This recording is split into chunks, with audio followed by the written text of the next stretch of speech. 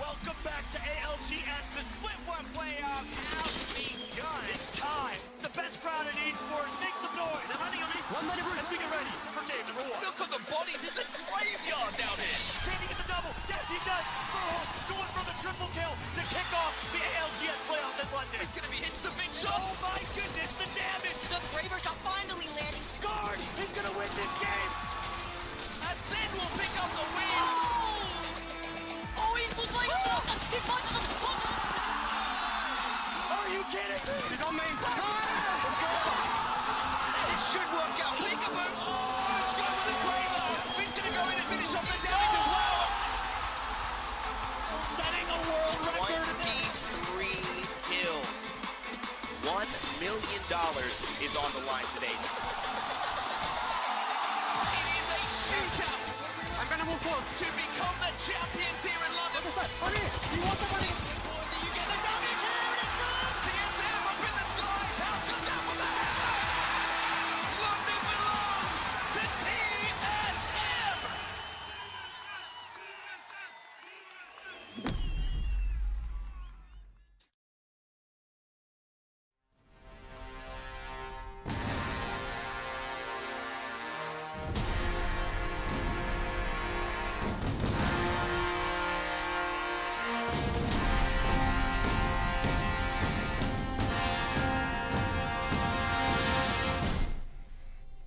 Welcome back, all you Apex Legends fanatics, as we return in the evening time. Zephyr, you were already here in the morning for yet another preseason qualifier, this time in North America. I allude to Zephyr because he was actually covering EMEA's preseason qualifier just a couple of hours ago. So Zephyr, thank you for taking the time out of your day to rejoin us as we break into North America.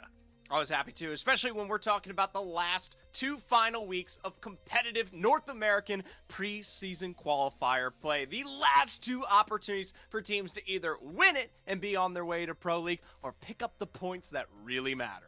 Now, many of you have been here before, as we do have 4 of these just before the Pro League actually kicks off. But just for those new viewers or people who may still be catching up to what exactly is happening in the ALGS for Year 4, let's go ahead and bring up what exactly a preseason qualifier is in the context of all of this. You say it's our third one, Zephyr. We're having 4 in total. Each winner from each individual preseason qualifier will make their way to split one of the Pro League that you'll see right next to the box that has a little red dot in it. So where we are right now, preseason qual number 3, almost 3/4 of the way through this preseason meandering until the real competition starts to kick off. We start to build up to that land. That's right. If you haven't been with us previously, we just saw the remnants of GKS and Elevate Gaming find their win in our last 2 weeks of preseason qualifier play, and that's sent by this 6-game series. If you manage to come out on top of it, you can be like them, handing over one of those coveted tickets to be alongside the best of the best in North America for Split 1 of the ALGS Pro League. Now, as you've talked about, We are going through 6 games today. Some teams, however, have history, not just professionally, but even in the context of these preseason qualifiers, and that's going to count as those teams that continually show up every week or even every other week in the preseason quals are acquiring a lot of points that they can use in a totally separate point system that we will not discuss here that will lead them to qualifying for Pro League. It's a whole thing. We'll talk about it a lot next week as this is the third one. Let's just move on to what maps we're going to play, how the points are going to work. Again, for those viewers that may be a little bit newer, we do split our maps 50-50 and use the same point system as in the ALGS, at least for the scoring of the games. Again, if you're interested in what preseason points are, what Challenger Circuit points are, and how all that works, please go look at the Battlefy. Please, please, please go look at the Battlefy. Okay, well, I'll tell you what, that'll be something that exists, especially after the remnants of what we see after our 6 games today. But it starts here in each individual matchup. Of course, you folks at home probably know this already, but first, second, third, fourth, fifth, the disguising 12, 9, 7, 5, 4, and alongside that, the 1 point per elimination that always tends to represent. But speaking of representing, we also take a look at 2 very familiar faces, and I say faces, but they're more like landscapes, and by landscapes, I mean World's Edge and Stormpoint. All right. Well, I mean, it's been like this all weekend. Some of you may have been watching your favorite player go through the rounds of qualification that happened on both Saturday and Sunday, but now that we're in the finals, it comes down to exactly the same thing, splitting it 50-50, but starting on World's Edge will give, I'd say, a slower start today. Stormpoint tends to be a little bit more explosive. We tend to get really high kill games there, where World's Edge tends to be a bit of a slower map, especially with the loot situation there. I would say incentivizing teams to play a little bit more carefully. And let's talk about those teams, hey? This is who we're here to celebrate, especially in the preseason quals. As we said, making it to finals is an accomplishment in and of itself. In this lobby alone, 13 of the 20 teams have been in a finals this season already. 5 of them have been in every single finals so far. Those 5: Evolution, S2, Chatamus Prime, 9 Lies, and Pen 5. And that's something that is a little bit more scary, especially if you were joining us today earlier this morning on EMEA.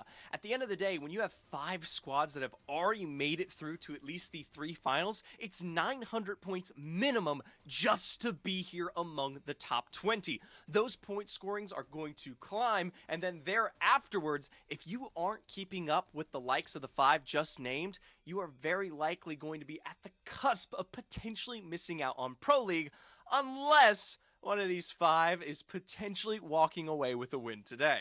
Exactly, and the other option you of course have as a team that may have just qualified into the finals for the first time is to win yourself, because it doesn't matter how many times you've been here before. If you walk away with the number 1 spot, you're walking into Pro League. So let's talk a little bit about some of our newcomers, because really importantly, a lot of you will note Rise having re-entered, and you may even recognize them from the preseason qualifiers last year.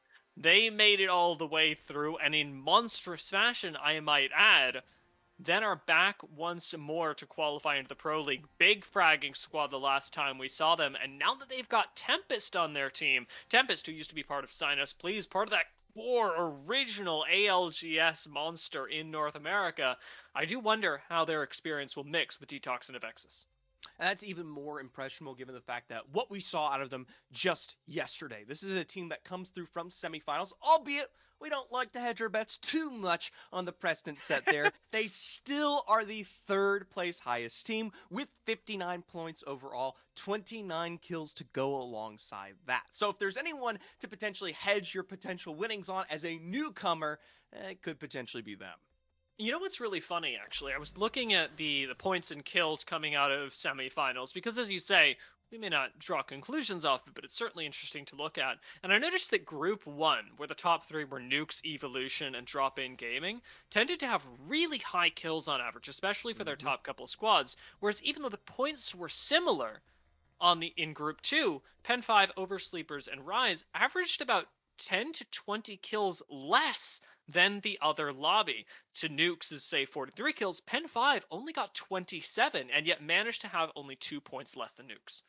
Well, I'll tell you what, whether it be just a bit of a slacking end on one side or potentially the fire that exists on another, it'll all be settled here. Our dropship makes its way through for the very first times on World's Edge. You know what that means, Dia? It's going to be the first opportunity for many of these teams to strut their stuff against the new competition in the first map of the night. Amen, Zephyr. This is hopefully where we get our first couple of contests as well, because especially on the first map, and oftentimes even once we get to our second and third, depending on who's contesting, we'll get some teams that try and take POIs away from each other. Notably, we're jumping right back to tripods. Semifinals plagued them with contests, and now they've got one going again. Now, this is something that was challenged. Quite literally, I saw this on Twitter before hopping into today's cast. I like the start, though. D's already finding some nice cracks there out from afar and peppering what will be the beginning of damage. It's a question regarding, though, how do they appropriately take the start of this fight here? In comparison to a lot of contests that we tend to see, this is a bit more of a delayed one in terms of the 50-50, not quite taking place until roughly 60 in. Compositionally, great tools for tripods with Bangalore Bloodhound. You're always good to start a fight immediately off of landing and Horizon. Adds extra firepower even to that. Nick getting cracked is a bit of a problem, but the bigger problem has to be the fact that tripods are surrounded by a lot of other teams. 3 squads landed up in Skyhook, another over at Lava Fisher, and if this fight extends, tripods will not be getting out of this alive, and that's to say nothing of FSP on the other side. Already here for Gent drop down. That's a main provider of your firepower when we talk about that tripods roster. Sosi and Seor starting to split the distance. I believe Sosi actually on the other side of Fissure. Meanwhile, though, it is going to be that full drop down from Seor to find the complete wipe over onto Gent. Now, for all of the tools that tripods had and FSP have by their own right, neither of these two teams are running a support legend. So, when Gent gets taken down like that, without tripods actually risking their lives and moving up to recover the body, there's very little chance that Gent gets back into the game. And speaking of people who aren't going to get back into the game, Rise are gone in 20th place. I started today saying fraggers. Maybe I shouldn't have said anything. We painted their demise before they could even begin here, and for Rise, it's a challenge that will allow Lion wait for the remnants of these 5 games, and that's not a place you want to be, especially if you're a roster that's coming in for, well, the very first time. Your only hopes of ever making it to Pro League here is if you're coming out with that win on the day of. So already down and out on that first one through is never the place you want to be. Now, we've talked about what's going on here in Countdown as it continues to occupy both teams for quite a while. It's fortunate enough, however, taking a look at the minimap in the upper left, that our zone will actually be pulling fairly close to this POI, giving every team a fair opportunity to move into the ring, but importantly, again, those 2 squads, FSP and Tripods, to move into hopefully a slightly safer spot, and for Tripods, one that they can play as a duo. Now, Pen 5, definitely one of those proposed teams to potentially win it all here today on the day. We saw them with great performance just yesterday in semifinals, coming out in first, and then even last or the previous week in PSQ1 where they were walking away with a 3rd place finish. It is one of those dominant rosters that could be in the hands of a potential spot for Pro League and already playing more than well enough when we start talking about this exchange over towards the Mirage Etoile and where this zone will likely pull as we work our way into zones 3, 4, and further. It's really difficult to play out of Mirage Etoile zones, and I do appreciate that Pen 5 put themselves up on the height, because once you go low, and even if you pop onto the Mirage Etoile itself, very difficult to move out of that area, almost mirroring, in a way, Geyser on the opposite side of the map. Very different problems leaving Geyser, but the same sentiment is true. Hard to get in, hard to get out. Well, I'll tell you what, we'll have to check back in later. It's definitely something that I think converts very well for your endgame, especially if it is to go out deep over towards that western side. For None Lies, another team, albeit in a similar situation, looking for their success, actually performing just a little bit better than the likes of Pen 5 in what was their first iteration of PSQ1. For them, though, sitting upon Harvester, they'll be taking their time to craft things up before they make that wide sweeping claim out to the west towards staging. Running late's positioning here used to be a lot riskier, but with the reduced height in Fragment can make this work. You'll notice exactly what I was talking about when we spoke of World's Edge and the loot problems as well. Running with double whites and a single blue isn't giving a whole lot of staying power to a team like running late, and it's for that reason that they have to take the long way around. They can't commit into these train tunnels, instead having to move away from where they suspect the zone will be to take the long way around and see if they can find picks instead. Now, the Denver boys are on their setup here in the low ground of blue bins. It's a particularly early position for what can sometimes be that rotation over. Meanwhile, for the oversleepers, losing out early on their friend Charmander will be something that they have to extend and exchange JP's Dark Veil to get that recovery off. Granted, it is incredibly early.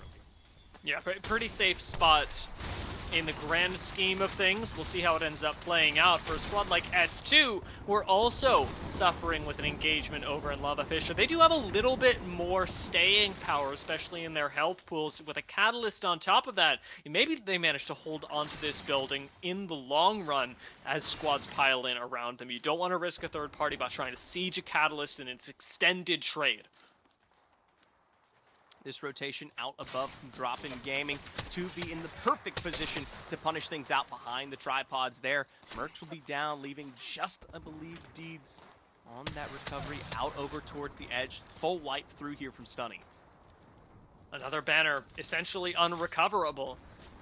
And now gone entirely. That's exactly the pick that Running Late were looking for. Nice job picking that up, and we're seeing the early rotate, the early save play actually pay off for them in as much as it hurts tripods as well.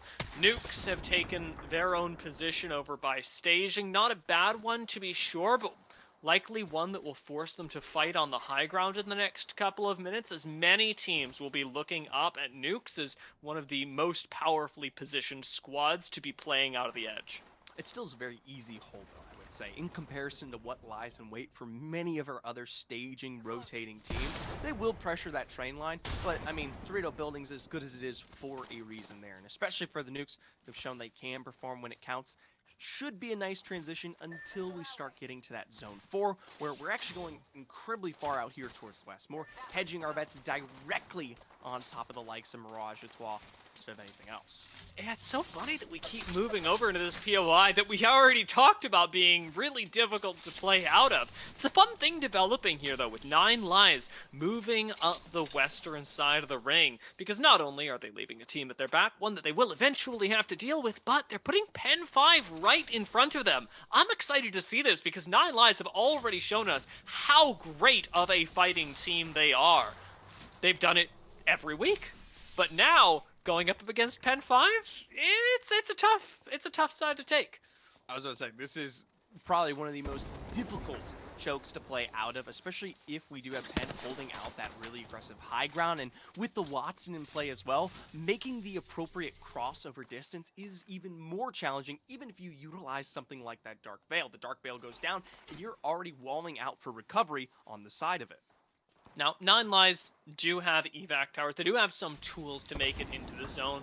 Running Late aren't really so lucky. I like this single red shield that Double A Negative was able to pick up, but it's not going to be enough for Running Late to make it into the end game. If it's just on their Bangalore, if that's all that they have, a single frag for White Tom Cruise right now, and we're even trading that out for utility in other areas. The rotation from Landslide into Mirage Etoile is going to be especially challenging.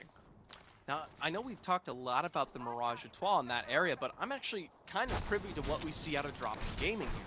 This current position, especially over towards the northern side, and how it commits to usually some of those more blue box endings, right, can be very good if you're one of the last few teams to come out of the north here and lay stake and control from that height, especially if this zone tends to rebound its way back over towards this train line. This can be an incredible advantage.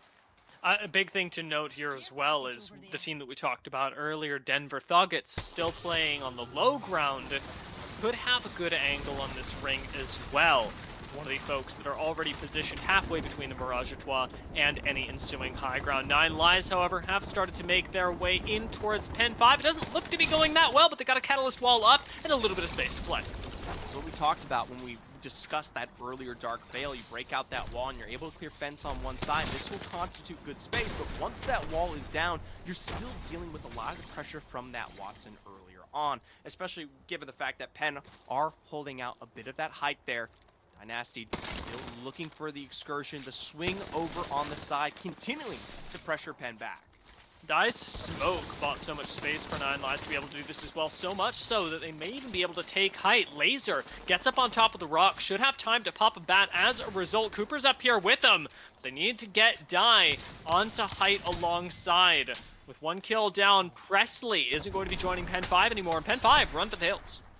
A bit of a shame here. Something that should be a dominant hold for the likes of Penn is quickly eclipsed by the pressure here of 9 Lives. And for themselves, they will be able to play from this height, but they don't seal the entire deal on covering out their backside. A lot of these teams coming from the east will still pose a threat later into the game, and more notably is the fact that, yes, we are going back over towards that northern side, even if it isn't going to be with Penn this time around.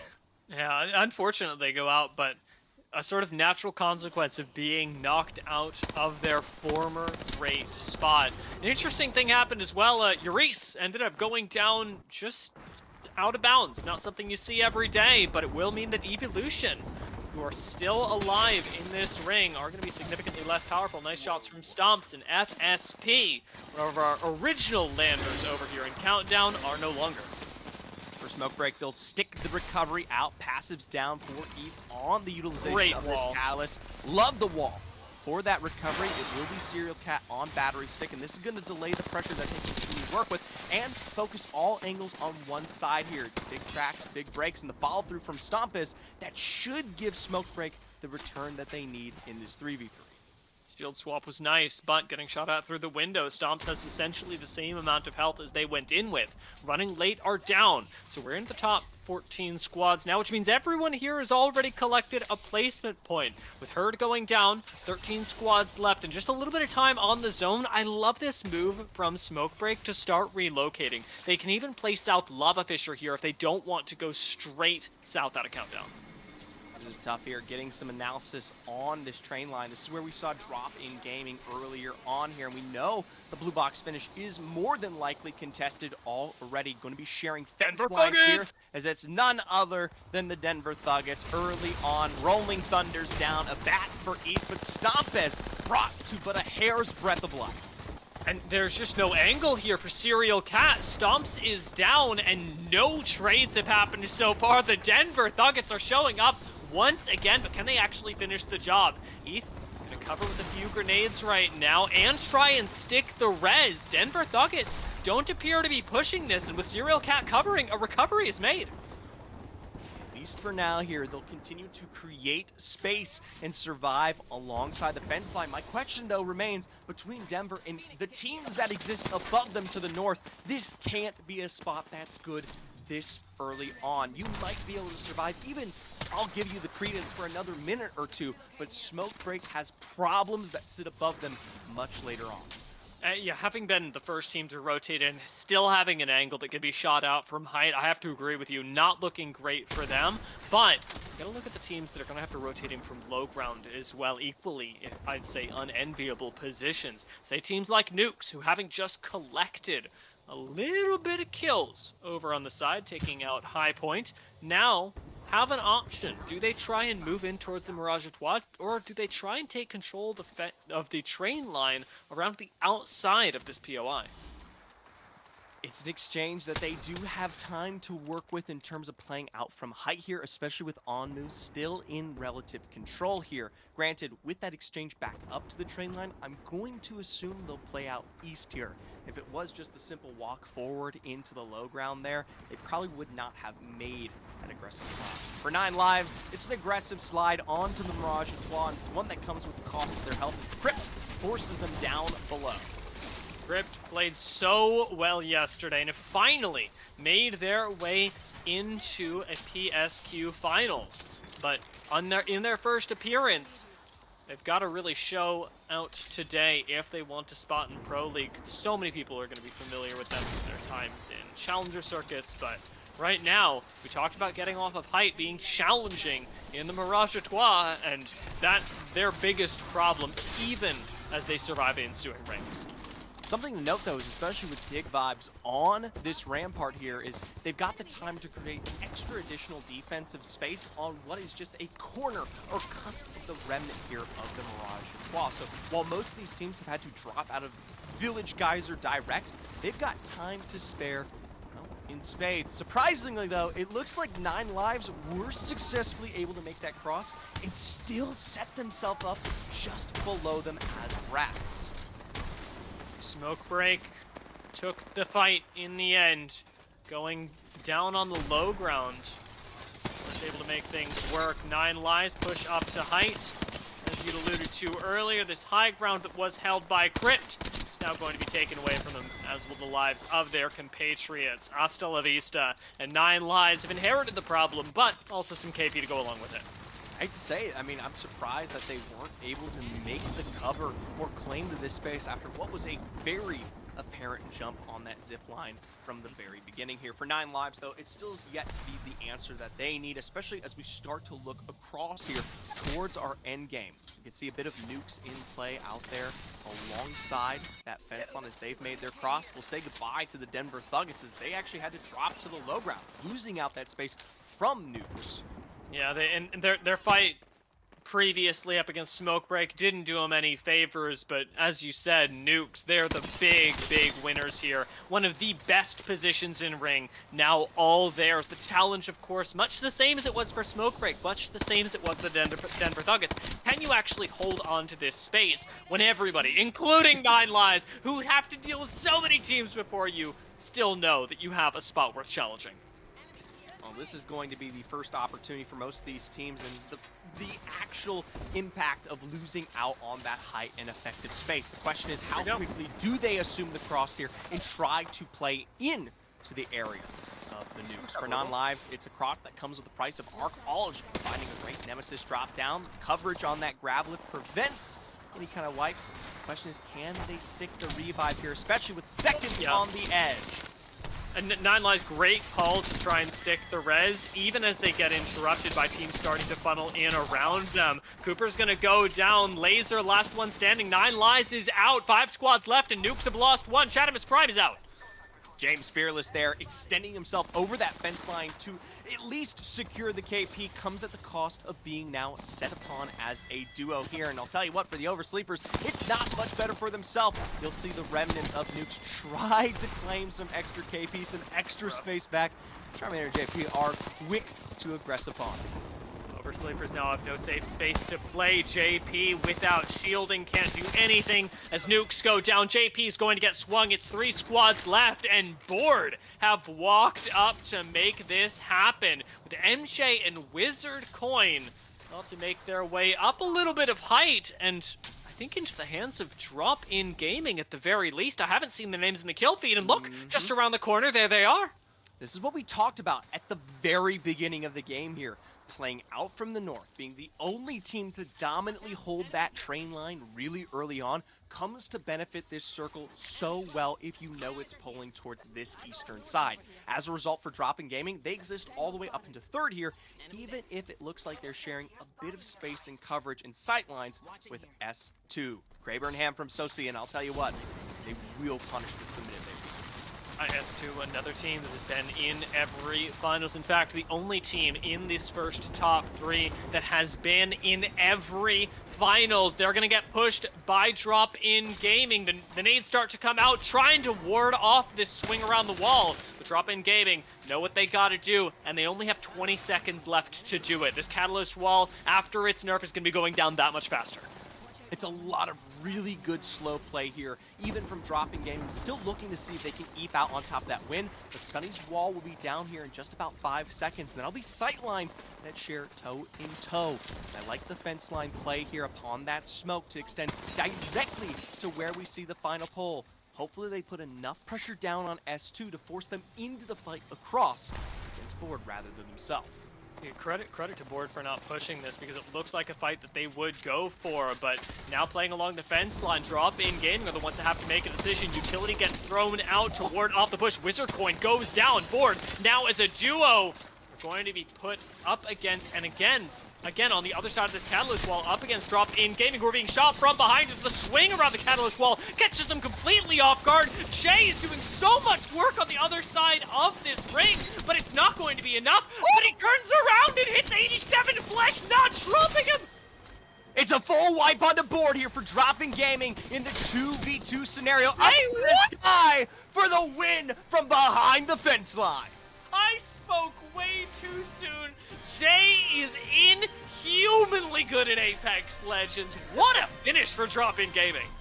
I'll tell you what, you put a Prowler in his hands and he makes short work of what was an entire roster board there, choked with literally no space to boot, fall prey to him, especially with Digi in hand there for Jay Yeon. He keeps the dreams alive even as they are knocked down to just a duo. I'll tell you what, for a second there, Dia, when I saw the space created there by the likes of S2 utilizing that Dark Veil to play and make space around the back end of that fence line, I thought to myself, it's free damage. You walk across the wall, you just start shooting into the mist, and you found one already. What's to hurt with another?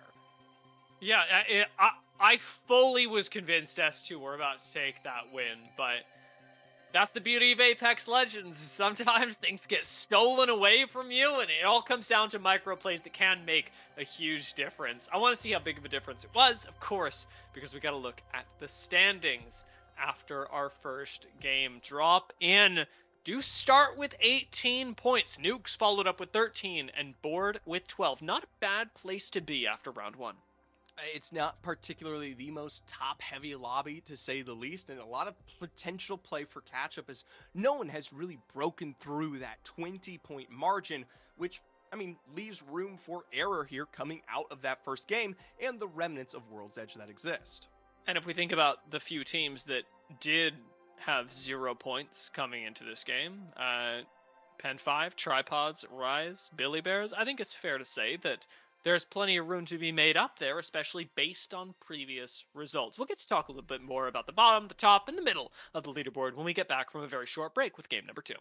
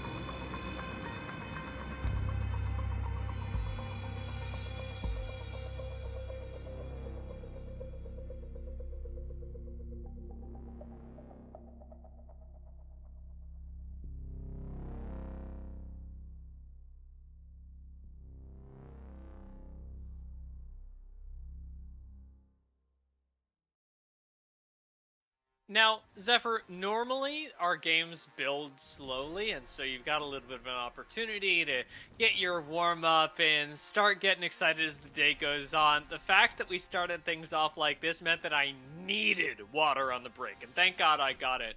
Let's talk a little bit about our standings before we prepare for game two, because God knows what that'll have. I'll tell you what, you needed water, I needed to take my clothes off. It's all heating up here very fast coming out of our first game. For Drop-In Gaming, it is a win where they make land staking claim to one of the best positions and convert on top of that to a clutch-up win in the end. But that doesn't mean they are so far and above the rest and on their way head over heels into Pro League yet. Nukes, Board, even Oversleepers still set behind them double digits, and the rest of this lobby oh so close, even well within one game to close that gap. And we gotta credit Nukes as well, because we know for a fact that they didn't finish in second or third, but the KP makes up the difference, putting them in second overall after our first game. With S2 not having collected nearly as many kills, they still place themselves within the top 5, which is pretty darn comfortable. We did talk a little bit about our teams who may have gotten a little unlucky with our first game. Rise got wiped out incredibly quickly. Tripods were just drip feeding other teams over the course of this game, and Pen 5 were ultimately unable to hold a defensive position, one that I think upon review they will realize they very much should have been able to hold if they haven't already talked it out. So I'm expecting a lot from our teams who are still at the bottom half of the leaderboard. Evolution, Running Late, Crypt, and there's plenty of time in the day for them to move on up. And I will say, this is one of the more challenging ended zones to punish out some of those teams who weren't able to convert in the end. It's not one that leaves the remnants of many squads alive going into a round 6 close. You are literally down to just usually 2 or 3 in circles like that. So as we hopefully branch to other sections of the map, you can see the high skill level macro in play come to influence those like your peaks of Pen or potentially Rise, Evolution, or even None Lies, who didn't make quite the exchange even though they had good hold on Mirage Etoile in these future zones. Yeah, picked up a few nice kills, but the single placement point that went along with their position, not really enough. Smoke Break, I will say, really impressing in their fight over at Countdown, also met an early end, and it is part of the reality of the zone that you talk about, where getting into, I mean, just the opposite side of the map from you in the case of Evolution, who start over at Climatizer, is going to be really difficult, but when you consider that then you've got to choose between high and low ground and not a lot of buildings, it can be pretty tough, with plenty of other options available on World's Edge. As we move into our second game, you should have a few more buildings to play out of, and hopefully some slightly faster rotations for a lot of our teams. Let's see if anything changes up, although, of course, looking at teams like FSP and Tripods, they should still be sticking to the same compositions, as those do provide them a lot of power off drop. Not as much variety, especially when we talk about that North America specific region, whether it be the land stake favorite being that of Catalyst, Bangalore, Horizon, or the very slow pepperings of Bloodhound after the impacts of our first preseason qualifier here. Even still, even as we kind of like jump over to the crypt, you've got some creative heads to discuss. Dig vibes there, of course, playing on things like that Rampart the Loba to go alongside it, and plenty of others. Pen, of course, with their Watson as well. Yeah, Rampart Loba. I mean, you know me, classic Rampart stan. Rampart Loba, really good. And we actually saw a fantastic position, maybe not a game-winning one, but a really good spot held by Crypt in last game. It was honestly their defensive fumble that put them in a bad spot. So Yeah, it's a it's bit of an forgiveness. yeah. I was just saying, it's an exchange that is tested within a finals lobby, and so we welcome them there with open arms. But we also say, step up to the plate. I mean, if you're looking to bat a swing, you've got to deliver the home runs when they count here for the Crypt. They'll start, even though still in one of the weakest POIs in the landslide, even if our zone only scurries ever so slightly this time further towards the south. Moving over again to the contest that we expected, FSP and Tripods. It's going to be a little bit more even this time around, although an early drop decided everything. FSP have chosen to play out of the same spot, and Tripods are the ones that have switched sides, moving to the north instead of the south. This is a struggle already with the following cracks and the heavy set aggression from S my apologies, FSP here on the push towards these doors. On the opposite side, Frosty going to be the first one to eclipse there with the Arc Star on the other end. For Mercs, down already, leaves it to a 2v3. Deez and Gent to look for recovery on their escape. A smoke behind doesn't look too good. Another one from Gent likely means that they'll be going down, but with Frosty low and Reptilian down, a couple shots whiffing on the Eva from Seor, things could happen, but no, they will not. Respect for trying it, but FSP claimed Tripods once again. Tripods who barely made it in this week after barely making it in last week. Last week, they clinched third, even after, again, hardly making the finals. But this time, that's looking a little more difficult. I hate to say it, especially if you're a Tripod fan at home, to talk about the math that exists here, unless we're discussing quite literally winning on the day of, which is always still a very possibility for any one of these teams. In terms of the overall points, they desperately need one of these teams who are heavily in the lead, who've showed up to every single preseason qualifier, to either win today, or they themselves, alongside that, need to be putting up at least second, third performances like we just saw from last week. And sadly, if you're already walking out of two very huge losses off of contest, I mean, there's no hope outside of a win. You might literally be already kissing that Pro League spot away. Send it to Storm Point and hope that nobody wants Cenote. For some reason, somebody always wants Cenote. We'll see if the same thing is true this time around. Crypt solving a couple of their loot problems, as we did talk about the Loba that they're choosing to run on a landslide earlier. Does make things a little bit easier, as they've already picked up a gold shield to go alongside their blues, but things are not looking so easy in launch site. None Lives have been a successful start here with their early knocks and finishing wipes. Players are looking to seal the deal on this exchange here, as it will be the end of High Peak. It's not at the hands of 9 Lives. Instead, it's a tall shot over from January on the side, something that hopefully 9 Lives don't have to deal with on a stick for this recovery. Denver Nuggets just pick up a kill, which is actually really nice for them, since playing through the southmost side of this ring, deep in launch site, it's unlikely that they get a lot coming to them lest they survive until the end game, whereas 9 Lions are in a much more active position should they choose to continue playing through the north side of launch site, where the zone does appear to be going. Some teams are going tree, teams like Oblivion already have, but if you take a look at the minimap, it is tending a little further towards the, launch site area. Might either be the direct POI pull or sometimes the swing we see over towards the east or northern side there. Either way, whatever it may be, a place like Tree is unlikely to be a preceding spot for this endgame. So for teams like Oblivion, kind of curious to see how they might exchange. I do look towards Mini Dome.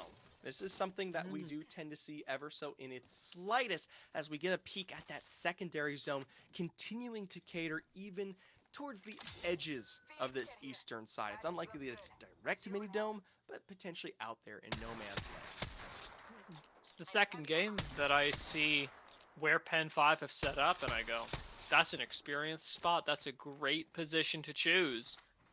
We'll just see how long it lasts them. For right now, Pen 5 are undisturbed, and Denver Nuggets are continuing to hold out towards the south. Now, this building is going to be a real point of focus later on in the game. Do you think any one of them is actually from Colorado? Can we get a Colorado check in chat? Someone do my dirty Twitter work and find out if it's big fans of the Denver Nuggets or, they're actually from the location that exists as our square. Wait, is it Denver Nugget a thing? Oh, yeah. Yes, it is, Dia. Yes, okay. It is. Is this something that we... This is normal sports. Oh, okay. Yeah, basketball team. So their mascot is a nugget. No, nuggets is as in reference to like gold mining, you know? Oh! Chicken nuggets. Oh my gosh! I thought it was cool. I thought it was a cool name because they were like thugs, but also like chicken nuggets, you know? That was awesome. I hope that's it. I really do. I'm gonna reach out to them after. Oh, that's good. I'll tell you what, it's almost as good as this push from Evolution here. We talk about wanting and seeking for success of this roster, playing out towards the edge of Big Mod. It's good damage down from Yazto, but let's see much more. I mean, it's 42. Wait, when you start off with Climatizer loot, you're looking for kills, and Smoke Break, Kramer in hand, can change that narrative very quickly, but with a knock already having come through and another whiff on the Kraber, Serial Cat is not looking like a recoverable case right now, and Stumps going to be able to save the team another one. This is just, this is one of those moments where you hate to see it because it happens to everyone, but it's not fun to watch on stream. That's like, yeah. You look back at that, you cry a little. That's clean. I gotta say, the follow through, no drops on its end. Evolution delivering the first 3 KP here right off the board, especially after a start that was only 3 points, is something that sets them up for potential further success. Chatham's Prime, they themselves though, taking quite a bit of time out here towards the edge of this zone, biding their time towards the remnants of Balloon. Got pushed off of height here, I believe. Making their way over undisturbed. With Rise right underneath them, could be the fight for Rise. If they want to look for this. Just blue shields, but in desperate need of points.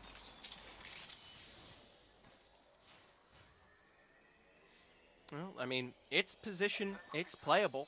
I mean, you have survived further forward, but you are one of the furthest teams from zone. And I mean, that is something that sets itself up heavily for an end game that you will have to compete with, especially towards the end. We look towards even, maybe not earlier with S2 and FSP, but once you get towards the edges of Lava Siphon, 9 Lives, Drop in Gaming, Oblivion, all of these teams over on the edge that'll be covering that choke, that elevation into the south side where this is inevitably going to end. That's a challenge.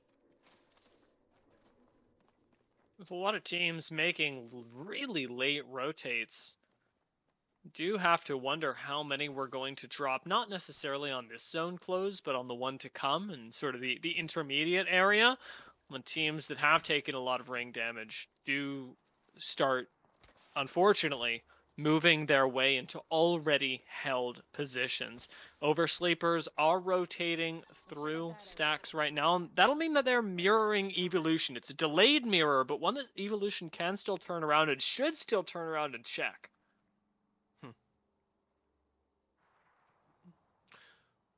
We'll see if they can maybe posture for space over towards that eastern side as things do cater to that region. It is, I mean, yes, wall-held space, the less occupied region in our final end zone here. Granted, it comes alongside with its difficulties, but could be an advantage for them if they go far enough south here. So though, for running late, this is when we start to talk about these kind of northern rotating teams having to take their lumps here for the decisions that they've made. Already a peppering of shots from the late crew as himself keeping eyes out. Not a bad spot to play out either. Out of the center of Lava Siphon, you do have a lot of options for how you move throughout the rest of the game.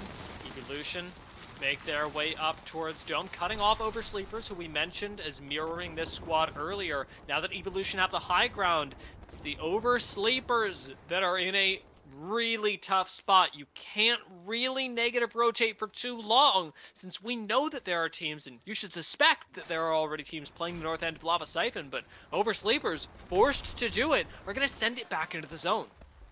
Meanwhile, Rise here on the opposite side. This is the success you want to see from a team coming out this late on edge with already a double knock drop found.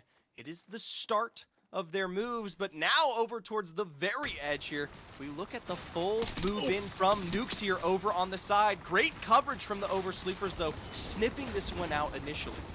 That was such an awesome nade from what I have to imagine is Vatari. Oversleepers now could genuinely take this fight where they should have had no hope before. Nukes are running for the hills. Oversleepers get to take the bridge, but there's still a team up north. With Herd going down, Oversleepers have to decide whether they want to double back onto Evolution or go take the bridge, and they're going to stall out in zone for even longer. God, that is painful, and the zone's not going to let him do it for too long, Zephyr. You can see them, by the way, after making the exchange back over towards the southern side, they pull back to the train line. So a double again over towards Lava Siphon. Hopefully a decision made soon here, because that's heavy resources. And that is an exchange you can't be playing around with as we start to talk about the harder choices getting into these southern chokes that we discussed at the very beginning of the game. Meanwhile, for the Rise, they're no strangers to getting thick and thirsty here from behind. Silent quick with the double crack. Now a hit fire with the 30-30. They will send S2 home here, even if shot from afar. That was so quick and clean that S2 aren't going to have enough time to close the gap with the smoke to make these reses even safer. I suspect that Rise will be able to full reset, and S2 are just going to have to watch it happen. That is so sad there over on the edge. And I mean, it's picture perfect off of the black hole, but it's the positioning on top of the height there that gives them their credence. We take a look, though, back towards launch site, a place that is becoming a little bit more dangerous here with no longer these buildings in play. The Denver Thuggets stand out tall the rest here within this building, looking to keep control. With height on their side, you'd think that the Denver Thuggets have a game-winning position, but the zone is starting to pull further out into the east. That's rough for them, and unfortunately rough for Pen 5. Finally getting pushed towards the south end of zone and going out in 15th place. Only a point picked up this game. I talked about No Man's Land early, and that's exactly where it ends up for the Oversleepers now finally in the zone officially, and with a double knock onto Frosty and Reptilian there. The ring will finish off White Tom Cruise as well as they continue to pick up a wealth of KP. Our charred friend over here on the side, a return onto JP, but a 30-30-99 in hand keeps them on their toes. Double negatives down. Still winnable. Oversleepers have double knocks to play. Only White's on the other side of this, so HP advantage in the favor of Charmander. Gravity lift ruins the cover, but finish unavailable so far on the singular down member. Turns around looking for a shield swap, gets pushed on in the meantime, has to hit the reload, finds a flesh. Charmander, one more reload to go. Gravity lift still available. Charmander clutches it for the team just as the third party arrives. It is a sense of success here that keeps them going. FSP, though, pays a similar price here as Oblivion makes their exchange over from the height they held all along Dia. When we talked about those chokes at the beginning of the game, this is what I meant. Having to make this cross up the hill is one of the most dangerous parts of playing zones that end out here in No Man's Land, and Oblivion take perfect advantage of that. Crossing the space, picking up the KP, and now a smart decision to follow through off of the evac to hopefully find a better and more playable position for that endgame. We got a snapshot of it. The Crypt are playing on the hillside, remember, with Rampart Loba. Probably the only team that can play that semi-safely, but it all relies on drop-in gaming to hold their own side of the ring, to not focus on the Crypt. And right now, they simply don't have the time to do so. But keep your eyes on this squad because they have a lot to say in how this lobby plays out. This is a great spot, but it's going to be one that comes with the perfect reception of the launch site area here. They've made themselves a clear space within the zone. They need to make sure that these crosses are appropriately punished. Cheon is absurd with the 99. It's a full wipe on top of the black hole. A second one to follow through here. Sadly, this time around, not the ammo necessary. Now the spam to go alongside it. Stunny's gonna look to stick this. It's up to Yeon to hold the door. I can't see even in the midst of the smoke. These beams that have saved them before don't look like they're coming back. 9 lives, look for the finish, and they'll find it. Drop in gaming, get taken down in 6th place. Follow up immediately from the last member of the Billy Bears. Perfections plushes, picks up a red shield, and now has got to run again because the sandwich is incoming. 9 lives out. Oblivion retake all of these death boxes, and Perfections does trade. Even with the Billy Bear is down, now Oblivion are vulnerable on the low ground, and they're getting sent. It's a perfect send here, and it's going to be one that ends the game overall here. Evolution on the opposite side are a full 3-man force, and surprisingly, it is a very survivable 3-man in tow here. If Arcology and Akimbo can get the full return on their reset after this Rolling Thunder, they can potentially put up a fight, but Eevee is moving in so quickly. Thermite does go a little wide there, but this position from Voodoo is devastating. 150 as the opener. Should be the go button for the rest of Evolution, but Voodoo drops down too early and gets cut down. Blinkster and Akimbo have fallen. It's Yasuo and Yurice in a 2 versus 1. One that they should win. The Hemlock doesn't connect, but Evolution still find the kill and a win in their second game. They started off our match with some fire and continued to translate that one all the way south into the heat of Dome, where they bided their time, set themselves up as the only Eastern playing team after sending away rosters like Nukes and Oversleepers, and then posturing for that win. It's one of the few squads that have showed up to every preseason qualifier, and it's one that now likely stands above the rest. Huge factor in that win, as you pointed out, their ability to clear their backs and do so hyper aggressively. Some mechanical prowess, of course, backing that up, but even at long range, they were going for teams that would otherwise have rotated through stacks and into Dome they would have had to deal with later. Evolution didn't share space with anybody, they didn't share height with anybody, and as a result, were the only squad with no one to answer to. Let's take a look at the standings and see how much further up they've gotten, because they were one of our squads that did lag behind a little bit at the conclusion of Game 1. They might have lagged behind in Game 1, but they have made short work about catching up here. 26 points on the board, and not far behind them, a nice hand over to Oblivion as well. We got to get a little sneak peek on their claim to fame out there in the choke towards the northern side, and then their follow-through as they wiped some of the remnants of those fights as we talk about their entrance into No Man's Land. As a result, both of these teams usurp Drop-In Gaming, a squad that could have potentially walked away with double the amount of wins here. A fantastic spot for us to be after Game 2, with Evolution and Oblivion following them up. A really fun way, or rather dynamic to talk about, given that Oblivion haven't actually won a game yet. The have landed themselves up against Drop-In Gaming. We'll have plenty of time to cover that when we get back from the break between Games 2 and 3.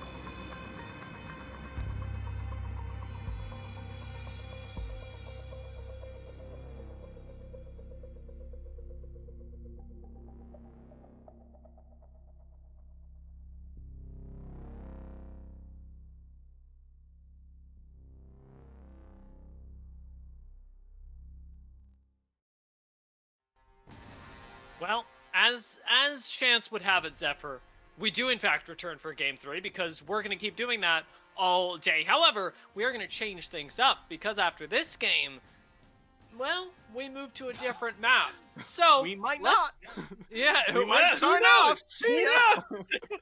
Let's take a look at the standings as we prepare for our third and final game on World's Edge of this particular preseason qualifier. As we said, Evolution, Oblivion, Drop-In Gaming, those are your top three. Denver Thunkets notably coming in fourth.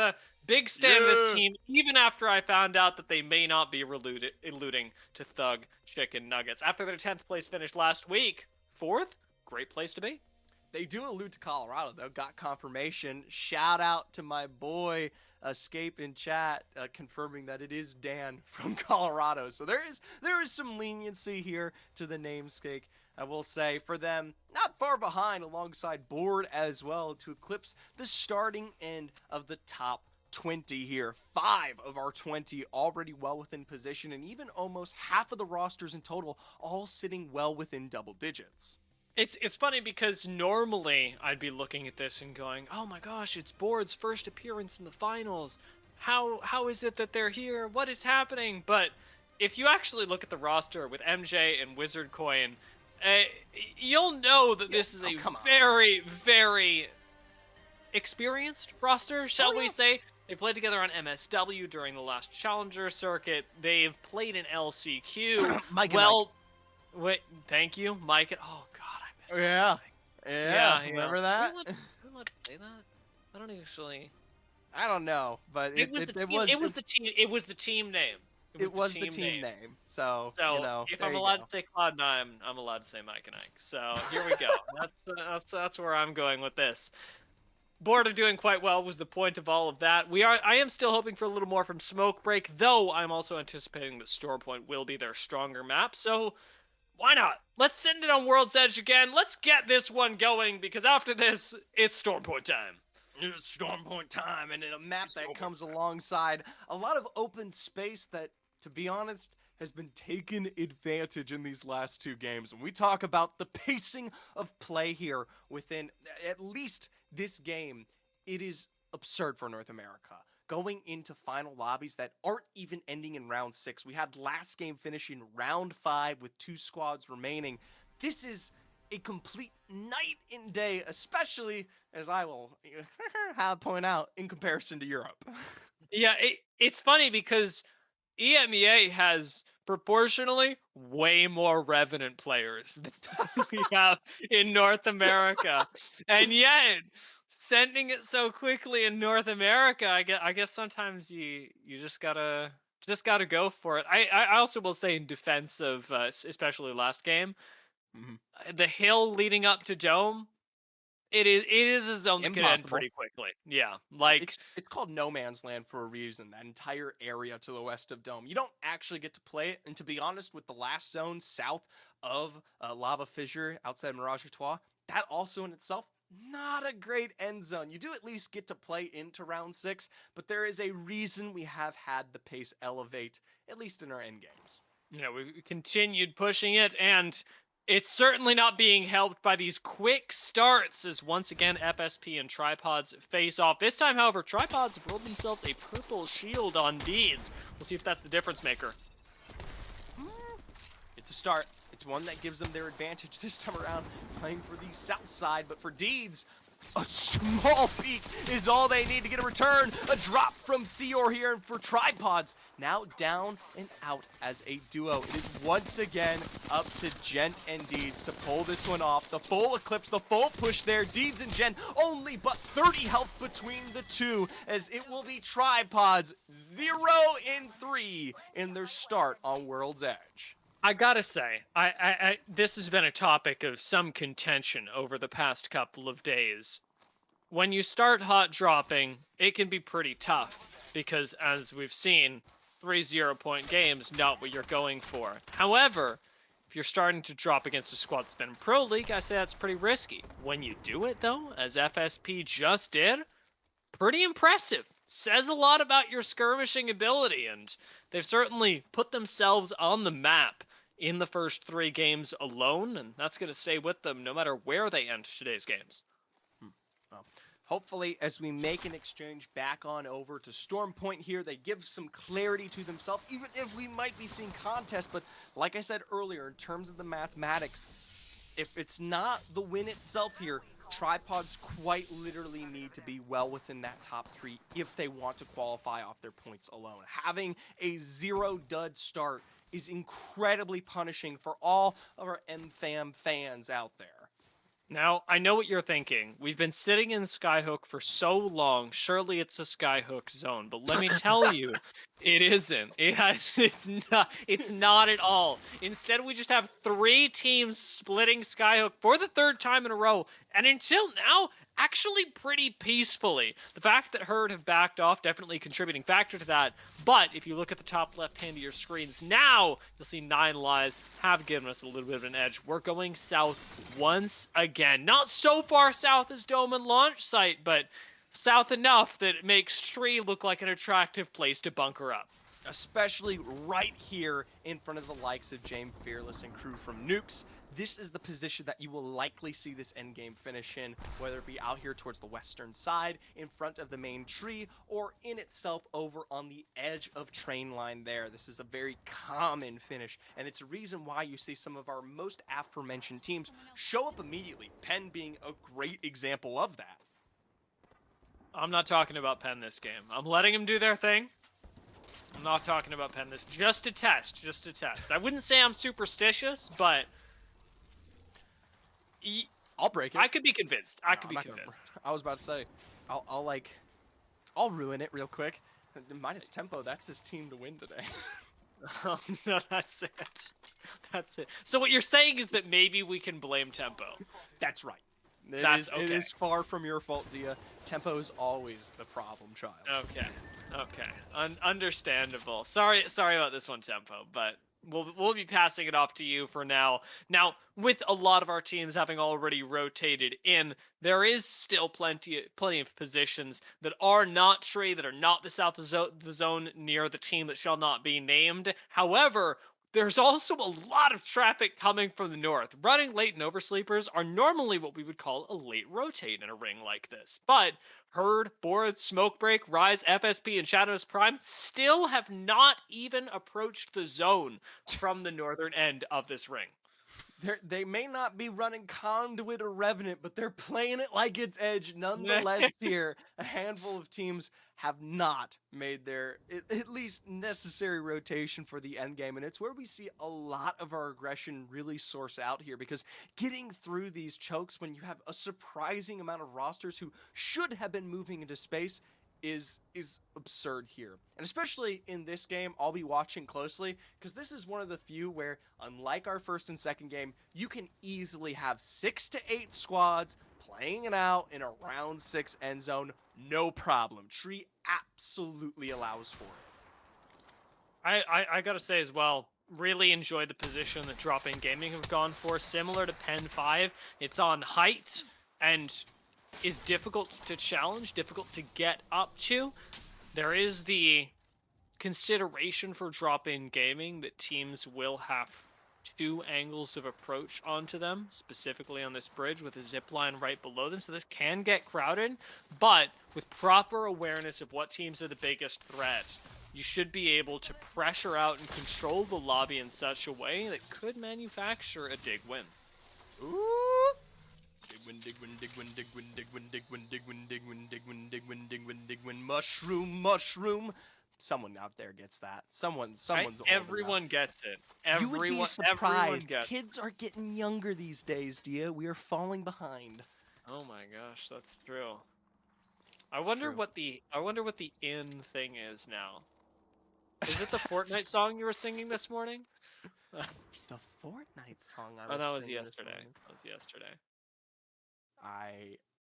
You know what? You're gonna have to remind me later, but there are plenty of memes that exist among the TikTok-filled brain of the Zephyr cast. And I'll tell you what. Apparently, the rest of these teams, their brains have turned to mush just as much as well. We are still playing Mod, Geyser Choke, Monument, Landslide. I am really surprised by Smokebreak's positioning. I think Smokebreak are ratting for kills, and it actually might work. They are. Also, shout out our observers who just like picked up on that. Let's see how this Oh, this goes. is so good. This could actually work right now. Board don't have any idea. No They're scan, all leaving through the no other image. They're going to give themselves away in terms of their general position, but the problem is playing from this height. I mean, you have 2 seconds and you will easily see them right there. MJ in the 3-2-1 is able to survive, and that's the issue that they might not come back from. I actually really like this catalyst wall though. This is a smart move given that the initial cheese didn't work out as well as Smoke Break would have wanted. Nobody went through right next to them.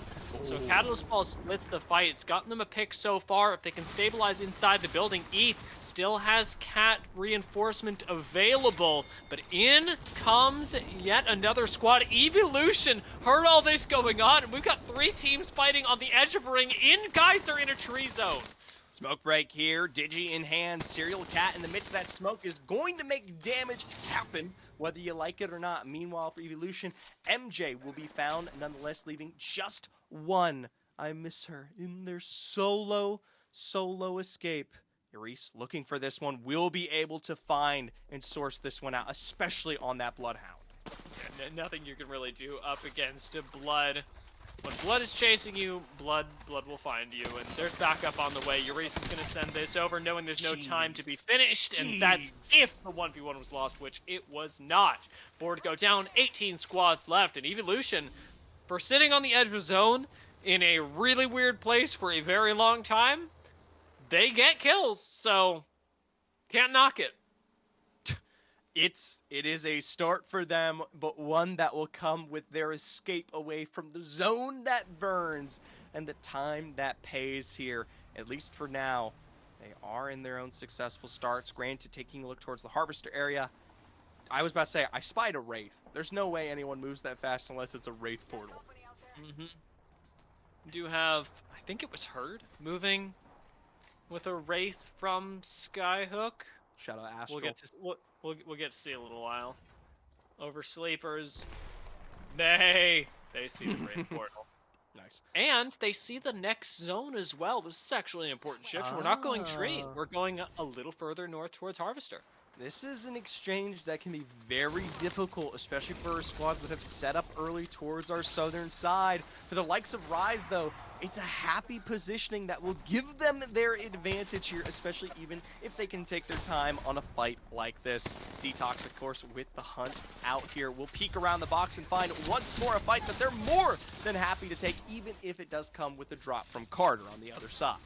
Detox should be resable right now, and a few grenades to cover it. Should keep Silent safe right next door. Quick finish from Detox onto Sosei means that Rise get to take even more ground, but with the fight unfinished and ever drawing more attention from the south side of this ring, Rise got to be careful because they are now no longer fighting just one squad. Well, they get the solid reset there. Detox is back up into play. An exchange, though, that does come with the survival of Carter there over towards the side. We'll have to see how that all transitions out here as we take a look at Herd, our familiar friends there, alongside the likes of FSP here in Harvester. This space in its totality can be heavily held as we do say goodbye to S2 in the meanwhile. Carter inevitably found out there. Definitely surprising finish. One that we'll take on the chin for the moment. Everybody playing in Harvester actually, I'm going to say, should be able to survive. There are plenty of spots to coexist in Harvester, but we may still drop one squad here or there as errors do happen. Stomps, get this medkit off just barely in time. And a Catalyst wall makes for an ever safer rotation for Smoke Break. Hopefully, one that actually pays off for them. Congratulations, especially after their long extended rotation out from the edges of Geyser there. We'll tune in towards Chadmus Prime, just kind of finishing off their poking battle against the likes of Nukes here. Most of our teams that had set up early for the initial polls that spelled Tree now forced to make the longer rotates ahead here, and there's only so much space that you can truly contest towards the southern side, especially when we talk about the boxes, train lines, height, a little bit of the cart below, and what you may be able to work with if Lava Siphon is still there. And now you see these Watson fences, and you know there's playable area here because the Watson has set up. That means Pen 5 have moved out already. Chadamus Prime have height on them and the generator. Having destroyed that, there is no safe place for Pen 5 to play, and Chadamus Prime do benefit from having a fence already set up for them defensively. Defensively? Huh? I mean, it's a start, but it's something that isn't effectively set in stone, especially with many of these teams still rotating from their backside. As a result, for Chadamus Prime, they have to turn around, extend at least a bit of an exchange there, as drops will be found. Another Rolling Thunder dropped here on slacking. It will be, though, safely avoided, especially with House officially in play. Rolling Thunder covering the exit and subsequential push from Pen 5 completely stuffs this engage, and even more harmfully to Pen 5, telegraphs their own position. This actually should be a gatekeepable spot. So Chadamus Prime maybe ending up with a couple more kills before the day is out. Evolution continuing to rotate in from the northeastern side. Every single ring do have a head start, and are covering their backs so aggressively in Lava Siphon that I don't think anyone else is making it out. If you have to take the fight up ahead, though, so a little sandwich to our Evolution. Eureka has done so much damage already, almost finds the first knock, but White Tom Cruise does go down. Voodoo making it happen. It's a perfect follow-through, especially after the damage we discussed there. A black hole is extended back over on the other side, with the grab lift being nothing but a small nuisance before we say our goodbyes to running late. Still, though, a 2v2 situation still necessary to take care of as the Billy Bears look to follow through. Smokes down, Digi out, a peek over on the side as Spiritsy is pushed back. The revive still being stuck out as well. Yes, double cracks are found. They have all three back up. How is this possible? How does this happen? Evolution stay alive, taking out the Billy Bears and moving on through, chewing up and spitting out everyone in Lava Siphon. Now we go to approach the real power spots of this game. We talked about Drop-In Gaming's position on Bridge earlier. This is the ring where they should be getting kills. And 9 Lives are looking to do potentially just that over on the side for what I can only assume might be the remnants of Pen. A quick slide over on the edge. Make short work from Die Nasty. Wrap it around the entire tree. And that's it for high peak of all squads here. It, though, does come at the cost of 2. Die Nasty left as a rat and likely on their last moments. The exit from Harvester not looking too good either. 9 Lives go down, and Rise do not have a real spot to play. The only reason they're alive in this position is because Dig haven't had time to focus on them yet, and that is starting to change as the ring continues to close. Jay has already picked up so many kills. Smoke Break are playing it again. Not a spot! Not a spot, all but a crack on the low ground here. The only reason you can't claim it is because of the exchange on height from teams like FSP here. Still forced to focus from behind. As a result, what should be easy cleanup is instead a mopping from the likes here above of Rise. They clear out their side and now have a better space to play, but granted are still opting for the minor hold that be. And you know who's laughing here? As much as Rise are still alive, Crypt are the ones so happy with this position. Having sat on the fence line on the western side of the bridge for so long, Disgusting. They've still got Rampart, they've still got Loba Black Market up, and Crypt are big chilling. Chadamus Prime know this spot is powerful, want to take it from them, but can't risk getting shot in the back by Dig. This is such a problem, especially with teams like Drop-In Gaming still alive on the height of train line. Making exchange there can be incredibly difficult. Meanwhile, for Rise, I gotta assume that's gotta be something of an accident, sliding directly into the crack after what was very clear readings regarding that position. Now with the grab lift and a couple of ordinances here, it still is a 2v2 scenario, but I mean, they at least want to survive out to 8th and further. Rise should be able to hold on for a few more spots. The Oversleepers dropping one. Be careful about how we push this. Nice. Silent, with some good shots in the back, does actually end up taking out the remainder of Smoke Break alongside of Exis.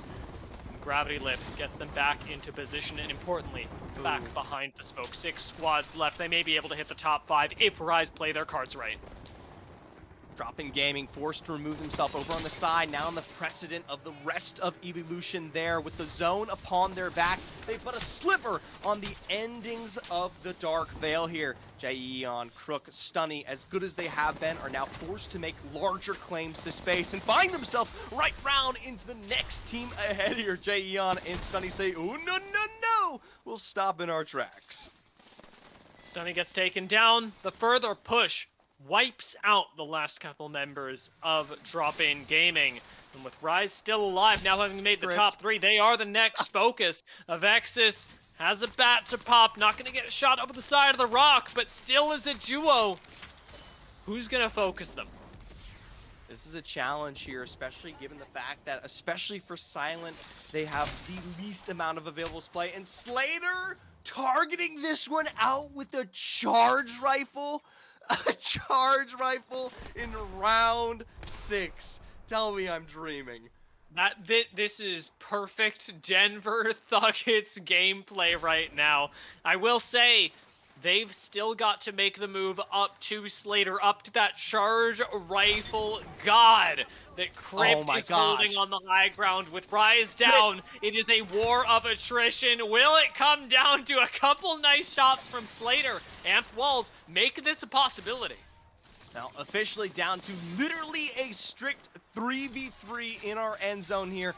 And the Denver Thuggets, they're losing out on a whole heck of a lot of extra space well and before the Crypt are forced to give it up. Like you said, a few good shots, a few good amped cover throws here could put Crypt in the driver's seat. They have to be so careful, especially now with smokes down over on the side.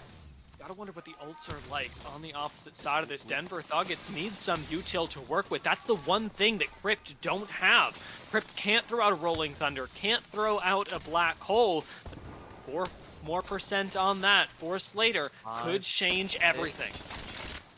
Seconds ahead here, a Rolling Thunder would be critical in this end zone, especially with great damage from Vera found there over on the edge. A grab lift in the sky means that it's even more impactful, but they've crossed the difference oh so quickly here. McLovin with the first drop, 1 in return for the 2v2. Behind the knockdown shields, Vera will eclipse this position as it will be the 3rd and the win for Crypt in Game 3. Great spot, great play for Crypt, and the composition to go with it. We talked about innovation, about diversification, and the fact that running Rampart, Loba, Bangalore, and playing those end game fences work so well is a testament to Crypt's experience and, honestly, just as we've all seen, their mechanical ability. That was a wonderful way to finish round 3. I like this. Welcome to the finals, Crypt. You don't even just show up, you also find a win on the day of. If this doesn't show the capabilities of this roster, even if it is their first time, at least be excited for their potential future overall. Very much so, and after now 3 games, that brings us to the halfway point in the finals. As always, it's always 6 games. So let's take a look at our leaderboards and see where we're at as we now prepare to transition to Stormpoint and to change the game. Whew. Well, Evolution, even if they aren't the ones who end up winning that game, still sit above the rest there after keeping toe-in-toe with their aggression out of that game. Behind them, the Denver Thuggets in Drop-In Gaming tie for 2nd. And of course, the Crypt with 27 round out our pseudo top 3. This is a good place for the Crypt to be after 3 games now. There's still time for the middle of the leaderboard to change, and we'll talk about it a little bit more soon. But before that, it's halftime, folks. Grab yourselves a drink of water, maybe a little bit of dinner, because it is getting a little bit late for those of us here on the West Coast. And I'll see you in a few minutes with game number 4.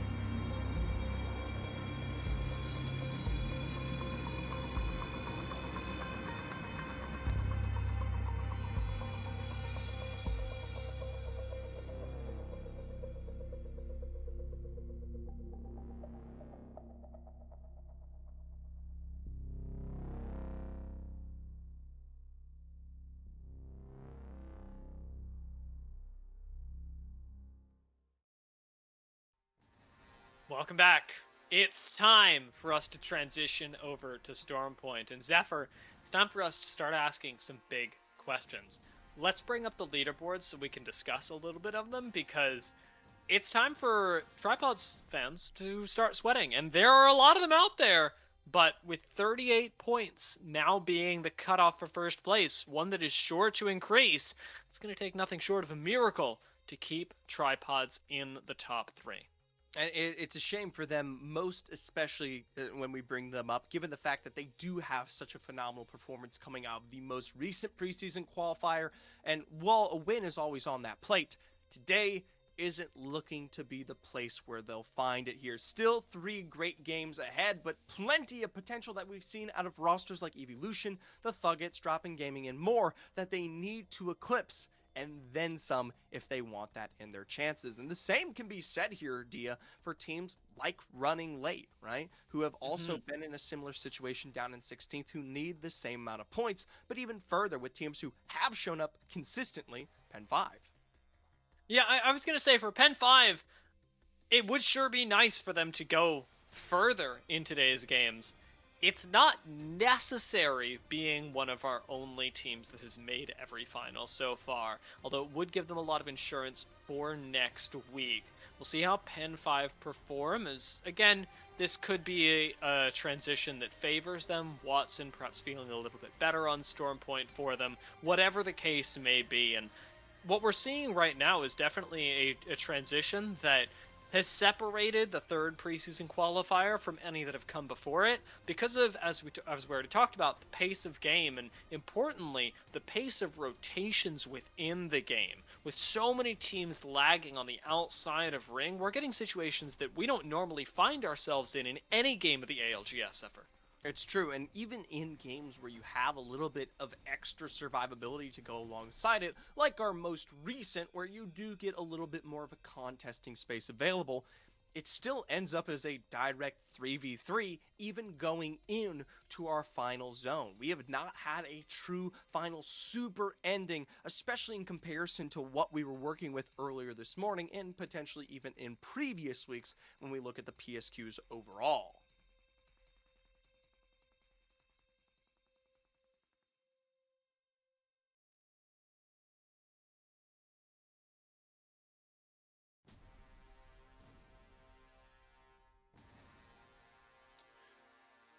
Looking forward here, we'll have to check a look at some of our teams as they get set up for their take on to Stormpoint. When we talk about the potential KP that sits above, I'm looking for the same level of aggression that could keep themselves consistent here. And who knows, maybe that is of a benefit for those who are sitting far and behind, giving something like Stormpoint the opportunity to be, well, potentially their catch-up. Amen. Let's go ahead and load up Stormpoint, as we say, middle of the leaderboard especially, is going to have a lot of room to move. Catch up is the name of the game for teams like Tripods. I want to call out Rise here as well. First appearance in the finals. Do need to move themselves at least into a top 5. I'm hoping top 3 position. But additionally, this is also a team that very well could just take a win today, especially based on their fighting prowess that I'm already crediting the team with based on what we've seen from them in the past. Something that is answered only by the fights that lay out in front of them here. As for the rest, I am looking towards some of the new faces that have made some of their first takes here, notably the likes of Board in their response in the Crypt now, most especially after their win from this last game. Both of these teams well within the top 8, their first iteration and in vying distance for the potential win, which will be the only way they ever make it into Pro League.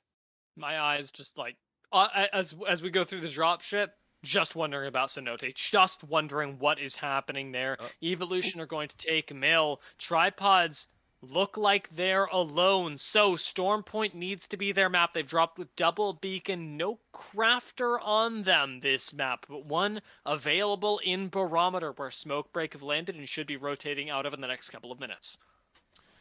Well, this is something that you have to hope it's not just the success of their POI, but even the further zones ahead for the likes of Tripods to accumulate not just a good score, but a top 3 performing score within 3 games it goes beyond being that of a tall task. We talk about point averages somewhere around the 50 mark when we get to the end of these days. But that's hide nor hair. We'll talk about that a little bit later on as we've got contest out in wall here. Bit of weaponry picked up. Adam, not the one to find it early.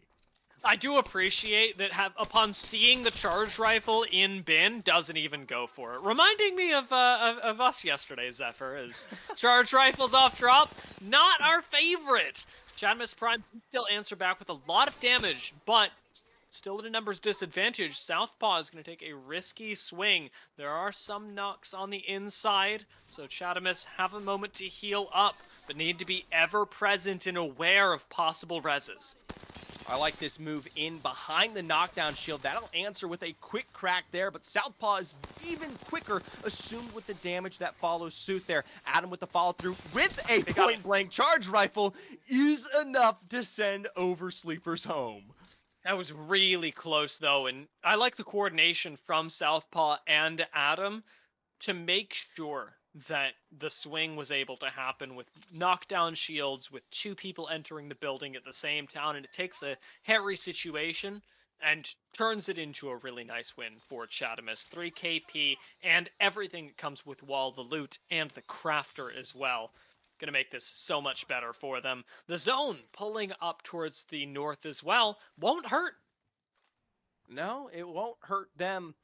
But it'll hurt tripods. We'll have to see how that converts, as these teams will have to be made far and away to find themselves a happy home, whether it be here just outside of Lightning Rod or Thunder Watch or potentially Zeus Station and more.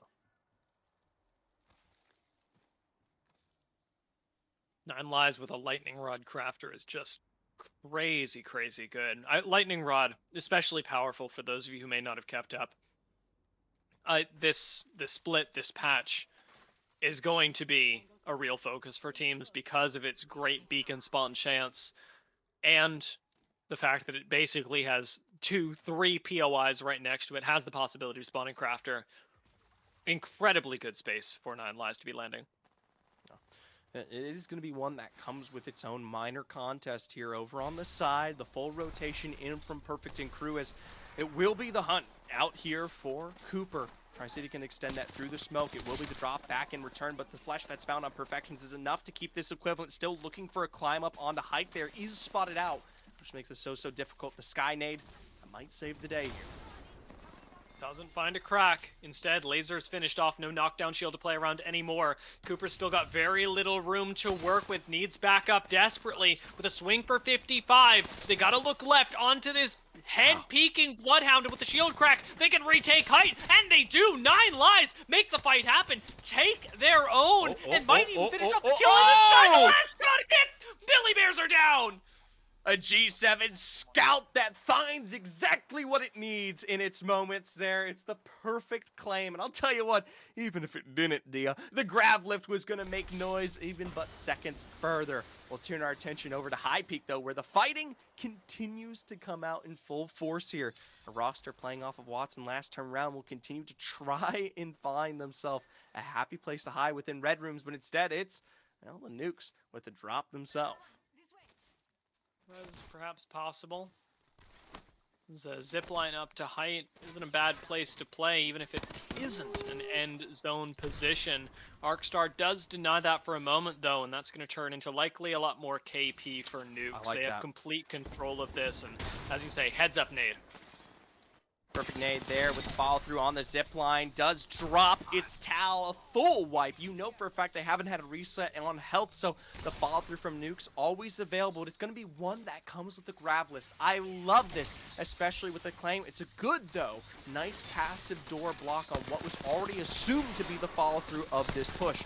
With fences down, it's even more difficult, but still King Proverb is eliminated off drop, and the follow through on the other side. It sends High Peak inevitably home in 17th. That's just a no-win situation for High Peak. As soon as they lose one, nukes perfectly play a double pincer move on top, as well as great control over a door, into a Watson, into a Catalyst. That should have been a lot harder, but I think I'm trying to say that they fought really well. You know what, Dia? I concur. Yeah. They fought really well. There's a lot. But I do want to say this too. Between both of those rosters, both of them fought as well as they could have in that moment. High Peak taking that early knock and searching for reset was actually handled really, really well. The only problem they didn't do in that exchange was damage, Yeah. which is a big part of fighting in Apex Legends. I know it. I actually can't tell if you're being facetious or not because I'm not. of, I'm like, not. yeah, like it sounds like you are, but also you're not. You're not wrong. That's why we I'll talk let you know. about. I'm not players being that- facetious towards you. No, I understand. I understand, but it brings up an important point. It's like why we highlight players that are consistent and also ones that are really high variance as well.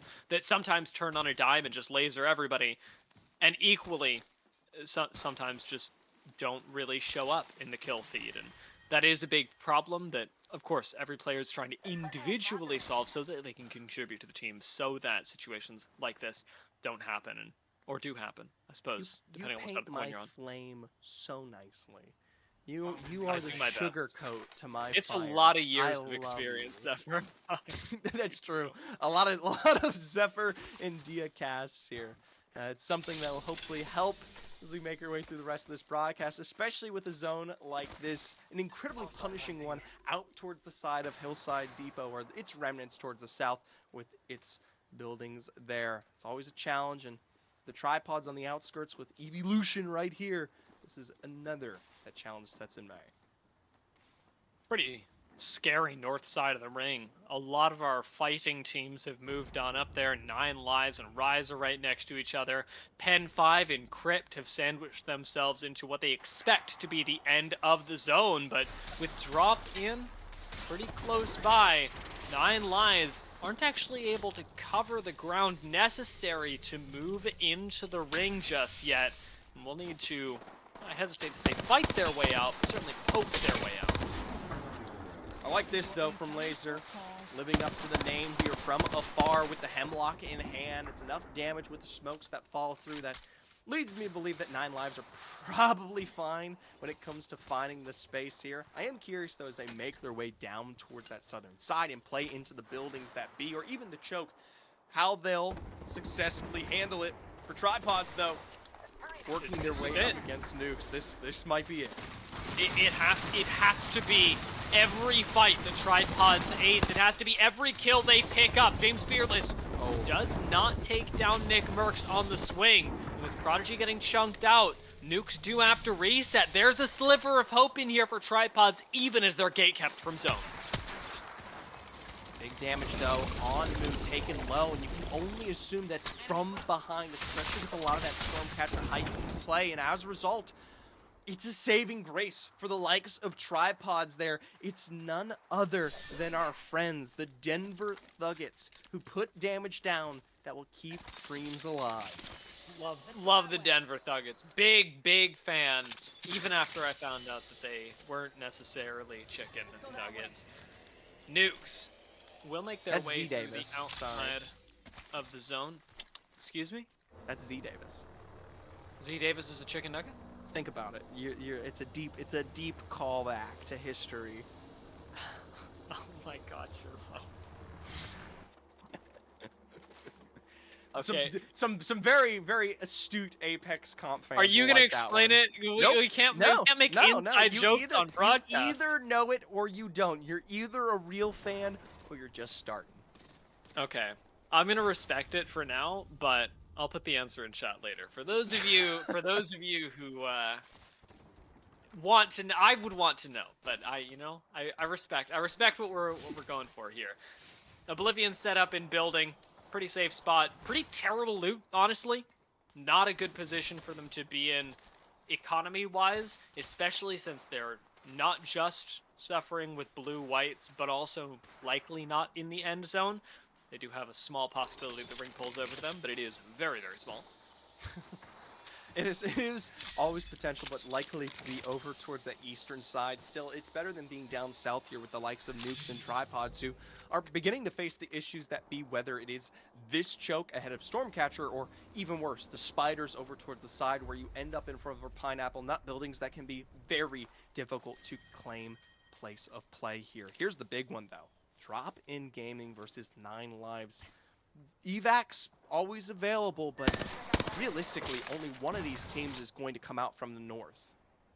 Yeah, would I rather be in the spot where tripods are in the south, or in the spot where drop-in gaming are in the north? Because 9 Lives have a lot of space to work with, and worse, they have a lot of time. Survey Beacon used by Chatamus Prime, though, does change this, because Chatamus Prime likely have to go through 9 Lives and drop-in gaming. Board right behind them as well are gonna split the focus of teams like 9 Lives and Dig to have to keep their eyes out to the western side of the zone as it closes in.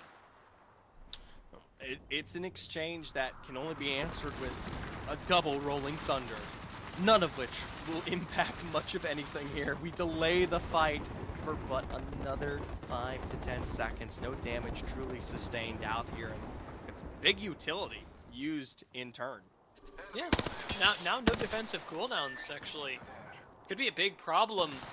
I would say even more so for drop-in gaming, but there's always the potential the crack comes through. It's crazy. On 9 Lives, and they wish they had a Rolling Thunder themselves. Do still have a few ultimate cooldowns to utilize.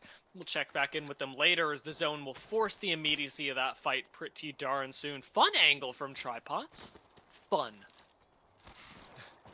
That is a way to say it, but it's a challenge for them as they try to eclipse the remnants of the Stormcatcher teams out west here. We talked about Oblivion from moments ago, but we know for a fact that there are more making their way in here.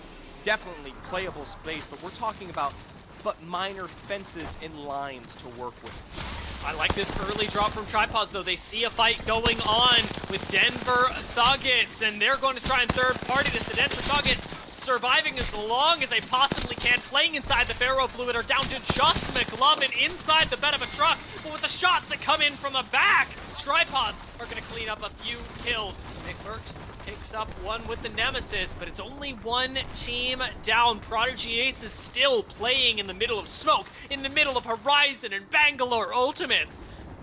Everybody, for the most part, expired. The fight's not over. Prodigy's going to get pushed. I'll tell you what, it is still the success of this rotation, though, for the likes of the Tripods, but it does come with the challenge that we know this zone truly tests these Western teams. Not just Tripods, but Oblivion as well here. Making the cross from Eastern Stormcatcher into the slight hillside where these teams play within these buildings is nigh but impossible, especially if you have a waiting and watchful eye, not just in those buildings, but also the pineapple nuts that are over out on the side. Preemptive ultimate, perhaps a bit too early from Blinkser. Will keep teams off their back for a while. Rise, the very team they're trying to fend off, but it is a temporary measure. I'd say even a half measure at this point, as Rise still have ample opportunity to push up themselves. No Beast of the Hunt. Not sure what other cooldowns they've got available. Doesn't even look like Rise want to fight. I mean, an evac's not a bad idea here, especially being this far back in cover. You might be able to avoid some of the early damage you take on rotation against teams like Oblivion and Tripods, but ultimately, the landing spots that be ahead of you are, I mean, guaranteedly contested here. So, I mean, it is a deep dive if you manage to end up getting in the air here. They're going to try it, and they're not the only ones. Tripods are going for the exact same thing, and Herd are picking Tripods to focus on for right now. I just see Gent and Nick, being that Deeds must have dropped down elsewhere. See how long they're all able to survive as Rise do land below the Tripods, who actually have a really nice position to play for the moment. Detox drop down at the likes of Penn here over on the side. A Prowler G7 and scan out from Presley. Will make short work of any one of these further rotating teams. For Penn, gotta be careful. Tripods over on the edge, and for Presley, already an early knock onto Merckx himself, and Chase above, taking out the remnant of Rise. That's exactly how you want to play out this position for Pen 5. Rise, one member left, and now tanking zone. Not the best place to be, and not one that will survive the onslaught of Pen 5. 6 squads left as Rise, Smoke Break, and Herd all go down. FSP with very little space left to play, but a nice use of the Catalyst Wall keeps them in the game, and now it's time for Pen 5 to consider their rotation. This is great, and on top of that, I don't think I saw tripods fall in that top 5 here, so even if it is a rat, I think still could be putting up the placements that keep them, I mean, anything better than 0. I don't think so, though. I think they might be out. Kills. I'm taking a look. I see 1, 2, 3. I'm pretty sure tripods fell. Yeah. But, we'll get confirmation. Ripperoni in pepperoni. That's, Thank you, observers. That's exactly what I was going to say. So it took the words right out of my mouth. The Crypt, I'm feeling that emotion for them right now.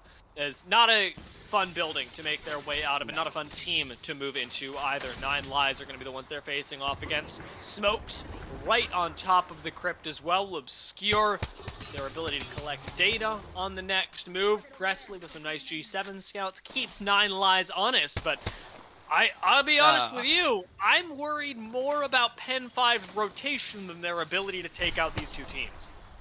It's something that they're going to have to contest with no matter what, with that fence line being hopefully shared space for the KP. You know they want to take advantage of, but it is going to be not truly 9 Lives in the presence of Pen, but instead the Crypt who gets eliminated from their exchange and the following damage in suit that send Lives home.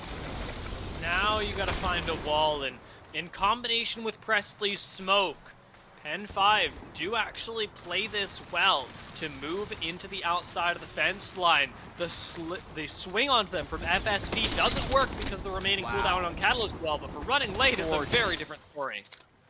Beautiful, beautiful take from height here from Idrigo, as that'll send at least one down or force at least a further rotation back from the likes of Pen 5. Not a whole lot of space left to play here. The zone does continue to close, but running late own this ring. On the other side of it, as we said, FSP, likely their biggest threat, as they do still have a full 3-person team and are playing off the high ground. Fortunately for running late, FSP are also the team most likely to have to fight Pen 5 first. Coming across here over on the furthest eastern fence line is the only way that they avoid the exchange against Pen 5 there, and as a result, it could be what they're looking to do. Granted, Presley back up, and this is an incredible resurgence of all 3 members of Pen to survive into our top 3, even if Frosty and CR are dead set heat focused on them. And now that they've got Generator from a very difficult to shoot out angle as well, they're not going to be uprooted by anything but the zone. Fortunately for us, we don't have to wait that long for the zone. It's just a few seconds left, and we're going to have to see what Pen 5 make of this. They shouldn't have a Catalyst ultimate yet, so no Dark Veil in tow for them. See how running late approach. Running late, I like this, cutting off this edge of zone, so important for their setup on where that pole is inevitably going to go, because this building loses its potential play much earlier, and creating this cross that prevents the likes of FSP getting over on the side is so important, because it forces the 3v3 between them. And they're even softening them both up a little bit. Look at that rolling thunder, just to make matters even more difficult. Good lord, that is so much damage. Pen 5 evaporate, and running late. Now with just one team left, need to push over this Catalyst wall. They do have a gravity lift as the wall expires. They've already done so much damage. Out comes the black hole. Need to follow up, doesn't land, and Rigo still has to send it with the R99. It is enough. Running late. Masterfully finished game 4. Okay, that right there, if you're a big macro fan, that quite literally is probably one of the most perfect and decisive endgames I have seen from a team today. I mean, literally, every step, every action in performing that setup there was a masterful route for working their way into that win. Anything else, and they might not have come out on top of that one, but with those specific actions, it was guaranteed. Timing was wonderful, really amazed by the Dark Veil timing, and even the gravity lift to escape the counter rolling Perfect. thunder that, oh my god, so many good things to say. Running late, picking up a win, also, of course, fantastic for their standings. In fact, let's talk about those standings a little bit more as we bring them up, because the numbers illustrate the point better than I ever could. The move up the leaderboards has put Running Late into the top 10, but every elusive are the top 5 spots. This is something that comes at a consequence of it really being Running Late and Pen 5 in that endgame. It's notably FSP who, in that top 3, is able to compete out, get into second at least, and now posture for a position for one of those top 5 spots here, especially after what was an incredible contest. Still though, Evolution, Dropping Gaming, Denver Thuggets, Chatham's Prime, none have truly been pressured away, even if we do see the Crypt losing their spot. Exactly. We've still got a lot of competition for the very top position. That one spot left in Pro League, 2 games left to decide it, and we'll see the 5th one when we come back.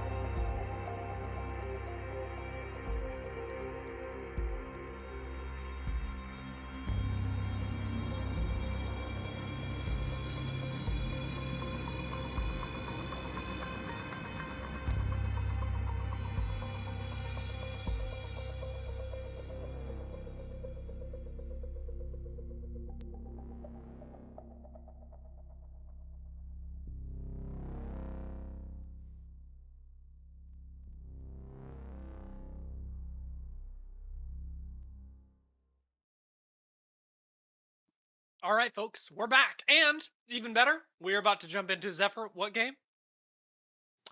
Cinco. The penultimate game. That's right. Of the day. Let's bring up the standings as we prepare for, as we say, the last 2 games of the day. Number 1 spot, of course, biggest in contention, Evolution lead the pack, but not by much. Yeah, it is probably the softest lead that we've had the pleasure to look at today, but for any one of these top 5 teams, this is their opportunity to change that, right? Going into Game 5, this is your last opportunity to truly set yourself up for a dominant final Game 6. If you were watching EMEA earlier today, we saw that set up perfectly by the likes of the players, so much so that even when they were knocked out in 20th in Game 6, they still walked away with one of those Pro League spots here. So, if your name is Evolution, Drop-In Gaming, Denver Thuggets, Chatham's Prime, FSP, or even 9 Lives in the Crypt, one excellent, hard-fought Gucci win is all you need. And thinking specifically about the couple teams that are in the top 5 right now, I again am going to draw attention to the Denver Thuggets, who, despite their placement in 3rd right now, have yet to win a game today. A singular win on top of what they've already got is surely enough to keep them in a comfortable 1st place, perhaps even after a game 5, game 6 that doesn't exactly go their way. The safety barrier that they clearly don't need to perform in top 3 could be the very same thing that pushes them into Pro League. We are about to move into the next game, and we will return, interestingly and expectedly, to Storm Point, where, I want to say, Zephyr, the zone will likely shift as well. This first game, we had a really difficult spot for a lot of teams to move into, and we saw squads like Rise and Tripods attempt to and fall whilst trying to make their way into a really awkward side of the map position. Most Storm Point zones are not like this. No, not at all here, especially given the fact that when we talk about the zones today, most have been kind of the not like this factor for many of these teams, really having to set themselves up directly in the place of play with not much leniency in terms of rotational advantage. So a lot of the edge factor being punished out in most iterations here. We'll take a look one last time at our character selection before we jump into our penultimate game. And notably, Nice. I will say, I'm a bit sad that we don't get Conduit in this region. I mean, JP is it. Yeah, yeah. I was feeding you the thing you already knew, I suppose. Missing out on a lot of Conduit play, but having one now, perhaps the chance for Conduit to shine in North America. I think a lot of North American coaches have not really valued Conduit because she doesn't bring, I'm putting this in air quotes so that you can't see me, core Okay. FPS values. She doesn't cut off sight lines, and she doesn't really stop you from moving for that long. She's a boost to your own team, but very rarely a detriment to others. All I'm hearing there, all you're peddling to is the fact that if you are a weak team, you can't make Conduit work. But if you are the strong, if you are the powerful, Conduit is your lassie. I don't know where we went, but let's bring Home. it back to Stormcatcher. You're right, we did go home. For one of us. For Chadmus Prime, it's potentially a home they actually might not be finding anytime soon. Instead, they themselves, with at least the initial knock, potentially one more. Adium, though, with the P2020, successfully finds 2. No complaints from anybody about that weapon for at least a day. Yep, sorry about that. Nice clutch by Chadmus Prime, and nice first kills of the game. That's 3 points additionally that has been piled on top of them, and Chadmus Prime is one of our few teams, one of our 5 teams, in fact, that has been at every finals right now, have got to make up last week's performance that ended them in 13th place. Wanting to place a little bit higher than that to move up the standings in the overall preseason qualifier leaderboards, although first place is still a bit out of reach. It is close for the likes of Chadmus Prime, especially after picking up that 3 KP. They actually sealed the deal within only a hedge bet of points against the likes of Evolution, who are currently in that lead. And this actually brings up a really cool point about the PSQs here. A lot of teams hedge their bets on these kind of repeat teams walking away with a win, because it's super important if you are a squad who hasn't made it through each and every single PSQ. Seeing a team like Evolution or Chadamus or potentially 9 Lives walk away with that Pro League spot means that it eliminates someone who has a wealth of points that you can't compete with. Really good for the latecomers, shall we say. Billy Bear's latecomers to wall are going to find themselves in an engagement, like the drop down onto the stairs, but the result's not quite there. R99 Spray finds no targets, and Space Boy is going to do much the same, dropping through once more. Finding shots in the back, but not nearly enough to take down the oversleepers. Remember, have the shield sustained to make this work. They do lose Vaudery, but it's a very quick reset and ultimately a very quick fight, even as Crypt approach. Yeah, this is probably one of the few times that we see this composition truly shine in its capabilities, especially in the direct 3v3 there. And albeit the Billy Bears weren't putting up a lot of damage to truly make it an impression, it's still enough to keep at least the oversleepers on top. Meanwhile, for the Crypt, a similar story for them, albeit on the opposite side of comps. Set up and take Rampart in play. Granted, no damage, no Fae. Instead, Oblivion here in Cascades, looking to run Fade. And with them already having found a knock as well, it's not looking great for FSB. Knock going to be finished, excuse me, Pen 5 on the other side of that, somehow even more concerning.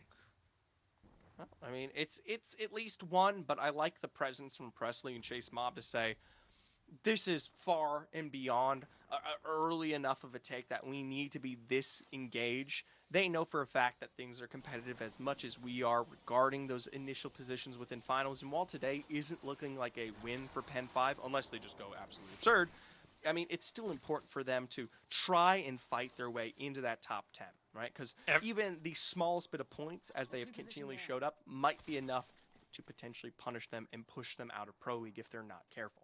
Yeah, every kill, every placement point matters. And speaking of placement points, we're starting to get an idea of where the zone will go just because of how many teams are rotating in. We saw Crypt move into Wall. We're seeing the Denver Thuggets, who again are a very placement point heavy team, rotate into Wall. We've already seen Oversleepers set up there. Yeah, guys, the zone is going to the very northmost side of the map. We're going Wall, and 9 Lives are even here early. They themselves set upon a house that holds a lot of weight for certain end zones here, and they themselves, with good peeking in the interior, are quick to punish Adium on the other side there.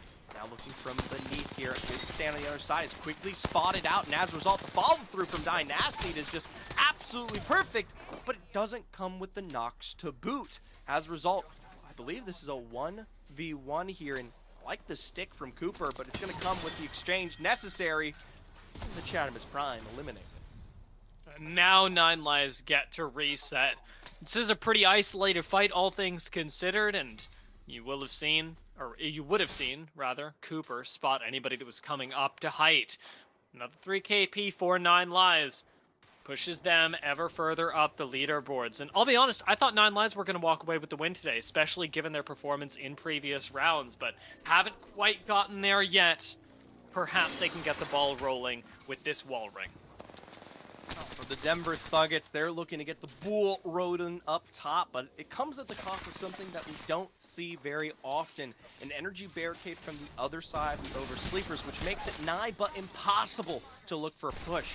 I like the fact that Vaudery takes advantage of the lack of momentum and goes for the quick pickup underneath. As a result, the Thuggets drop down to this D and McLovin.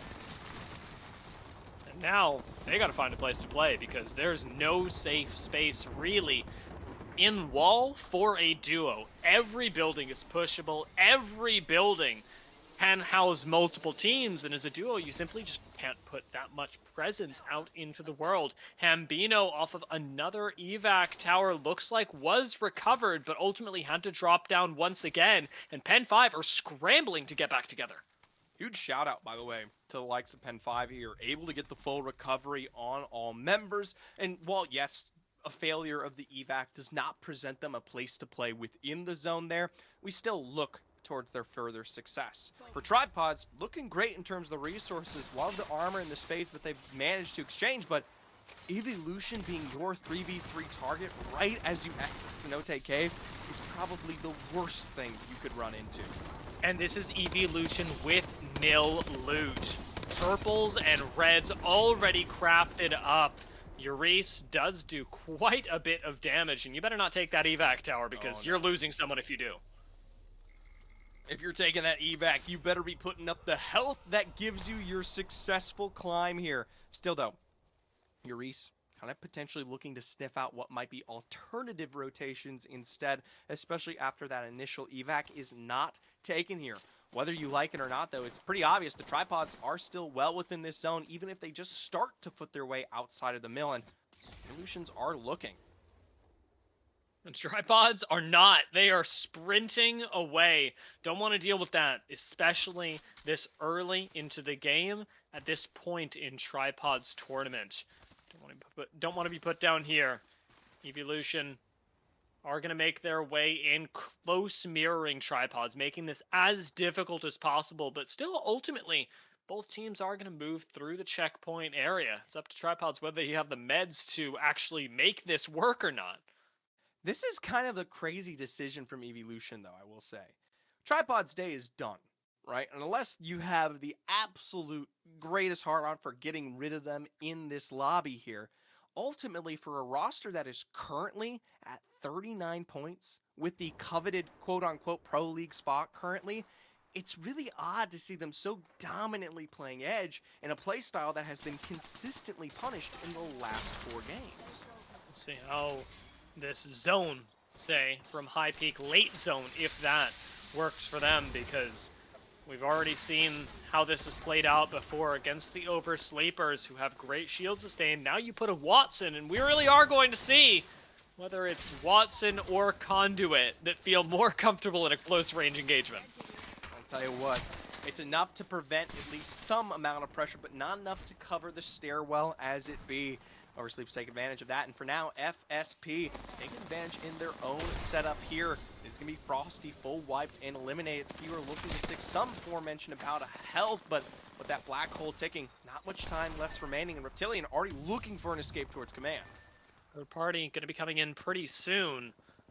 As Herd, we're rotating through command center, and if likely, you get it. Herd the yeah, it's fine. Last member of FSP gonna be found, gonna be taken down. You have to imagine 1 bullet left. Oh my gosh. That's rough.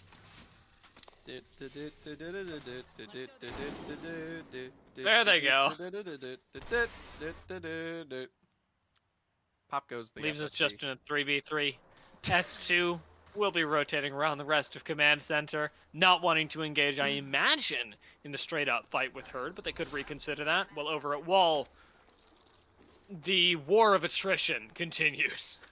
Technically, we kind of missed out on it, but High Peaks lost their war of attrition underneath the remnants of Oversleepers there. Right? I mean, that was a setup that came back to bite them, and we had that answered. Watson, apparently not the appropriate option for an exchange like that, and for the Oversleepers, probably an absurd amount of points that currently sets upon that team, and to be honest, it makes a lot of sense.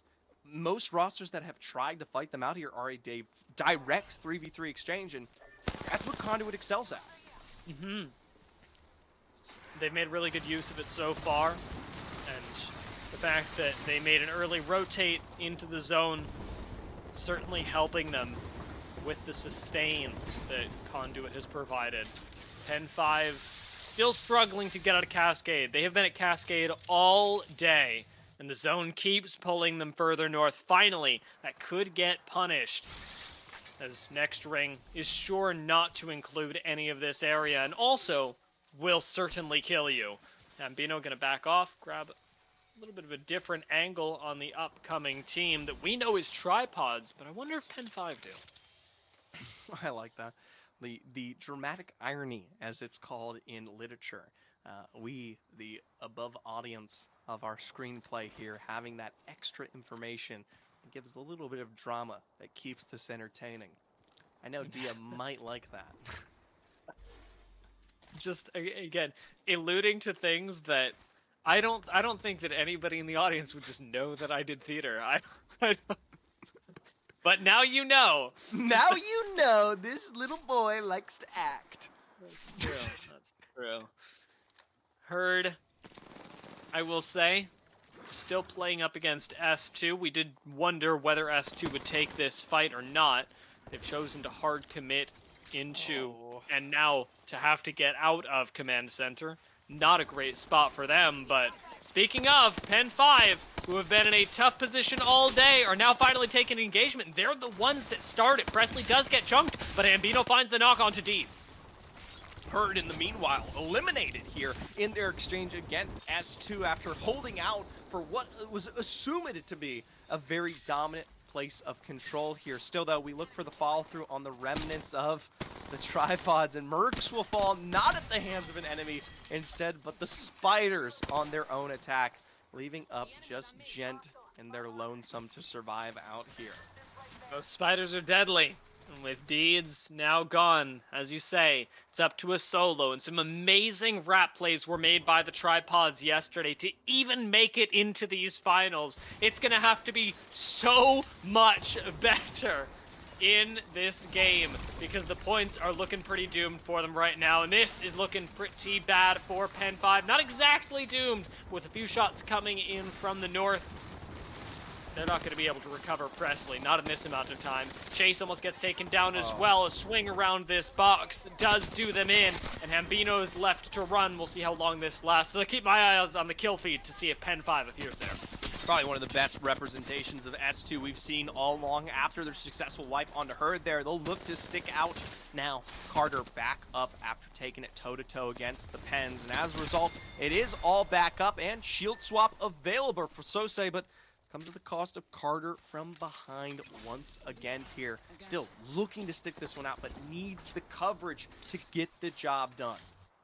It's a really nice awareness to go finish off the kill, get a shield swap. Hambino is still looking for any amount of damage that he can do to S2 to turn things around, to get a few more points, but it's a losing and quite literally uphill battle for Hambino as nades do rain on S2 from above. 9 Lives have got their eyes on this as well. Evolution are out. Oh, that's it, and that is a huge name to find elimination all the way in 13th, and it really comes back, especially in that discussion regarding the why. I mean, the why, the play towards Edge, you can only assume it was Rise out here over towards the side that take advantage of that late rotation. And for a team that was so dominantly in control, driving off of World's Edge for a controlling position, if they keep playing like that, they're not going to make it to Pro League off of a win, even if, though, the points will keep them supported. 9 Lives keep looking for their extra points, hoping against hope for their own shot at Pro League today. Cooper's going to get swung. Still managing to survive even on very little HP. Tries to make a little bit more damage stick, but it leaves it all up to Laser as the shots come in from afar. It's Hambino that cleans up 9 Lives and is the last one standing of this 3-way fight. I like this. A little bit of final revenge here from the likes of Hambino, and sadly, with the final moments of Wall in play here, hoping for but a minor place to play from. Will tank, surprisingly, but no bit of damage from zone, but still needs to look for even bitty, the tiny rat spot that will give his success. This is unfortunately not it, and if he had even entered the building, Crypt would have found him as well. Crypt, who are still sitting as just a 2-person team, with Dig taking some crazy tap strafes forward, somehow alive. But we'll see how long this lasts. With Rampart walls starting to go up, it does seem that Crypt will survive a little while longer, as Oblivion can no longer shoot them from above. I mean, they can. It just comes at the cost of them giving up a major set of position here. So potentially later, when we do see that zone close and make its way back over to, well, none other than the Oversleepers building. That has been the place to play here almost all game long, and I'll tell you what, from them to whoever controls the top of that building in this end zone, that's probably a guaranteed win as long as you don't let anyone contest. There's no way that Oversleepers swap to Conduit and their first game on this Legend pick up a win, right, Zephyr? That would be crazy. That would be crazy. I think it's time we start looking at the meta. I think it's time we start getting creative. I'm sick of the Bangalore and Catalyst. The Conduit has value, and it has been shown here on the Oversleepers, but they've still got moments to prove it, and I'll tell you what, drop-in gaming are going to truly be the challenge that may here, given a perfect rotation into the low ground of this building, and while will survive for the end game, will be a thorn in the side of what is the hopeful Oversleepers victory. Yeah, this is the real test that you've got to deal with. Now that you've got one team coexisting with you, there's not a big opportunity to push them. There's plenty of third parties in the area. It's all going to come down to the final 3v3 between what is likely to be these two squads, but we'll see, because anything can happen as Oblivion start to make their rotation in. They have jumped in right onto where Crypt were moments before. We'll find the last member here as Crypt go down, and Tripods are out as well. Ninth place for Tripods, 8th for Crypt. It's not enough points on the day of. Meanwhile, for Oblivion, trying to posture ahead here. Dark Veil is going to keep them going in their own, cutting off a really nice chunk of space that they can play through, but they need time to get Akimbo back into play, and instead, it's the push from Smokebreak that keeps them on their toes. Surprisingly, damage back, though, doesn't completely set it in stone. Smokebreak has played the low ground quite well. See what this gravity lift can do. Maybe finds them a kill, but without anybody actually being caught in it or forced up onto height, Smokebreak will continue playing low ground. Really challenging spot. Smokebreak are simultaneously in a great position because they have so much autonomy over their game, and a terrible spot because it just takes one team to send it on to you to start the cascade, much like we saw over in Dome in Game 2. Nukes here getting caught out. A lot of great pressure from the height there from Oversleepers, and even the Arcstar pressuring them back. But even still, with moments to spare, they find a bit of respite. It still is back to this 3v2 exchange with Smokebreak barely continuing to put this one forward. They found at least the initial knock, and they'll look for more, especially with that crack. Avoiding out what is that hopeful, hopeful gravity lift. They surprisingly let this revive go through. Not feeling comfortable pushing up onto the ferrofluid, especially with a team still looking at all of this from above, and that's the big threat. That's what it's all coming down to, is who can take on Oversleepers when they are forced to drop. It will be before the end of this ring, as nukes go down. Oblivion, likely the next ones to fall. They've stuck so many reses down here, and they're going to get at least one more. Gold knockdown shield there will put Arcology back in play with only moments to go on the edge of that zone. You have to hope they've got a position to work with here, but out in front of them, it's not much effective space, especially with drop in gaming in the perfect realm to punish. As a result, Oblivion, Denver Thug gets out, and we're down to our top 3. Drop in here, Oversleepers above. And on the outside, Smokebreak, who've rotated effectively. Now, Drop-In do have Catalyst to be able to split this ring in their favor. They do have Bangalore to try and clear the roof. We'll see what order, if they have these ultimates available, they choose to use them in, because the timing is going to be critical, much like we saw last game with running late. I wonder how much, because notably something here is the fact that I think Oversleepers have a minor secondary height to work with here to play off of before this all comes down. Sky Knight, though, is going to be extremely punishing as they just barely avoid it there from the likes of Smokebreak. We're talking, though, inches among feet here for all these teams to work with, as an Arcstar will inevitably force Oversleepers down. Here we come. Remember we talked about on the low ground. Barricades. Move out. As you say, quite a bit of damage likely going to be done by JP in this end zone. Gravity lift, not really in a position where Charmander can use it. Instead, Charmander gets hit directly in the mouth with a full clip, and Oversleepers are forced to commit to the fight. Smokebreak go down. Drop in gaming still somewhere in the madness, but Oversleepers fire in a line and take the win. That was close, I think. Maybe?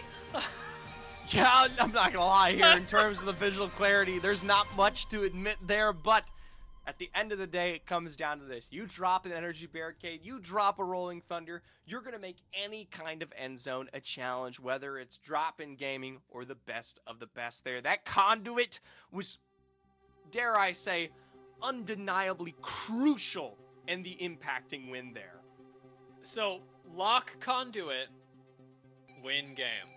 We've seen it play out once, and Zephyr, this is a really big moment for Oversleepers, because despite getting second in the semifinals to make it here, they hadn't won a game in the semifinals either.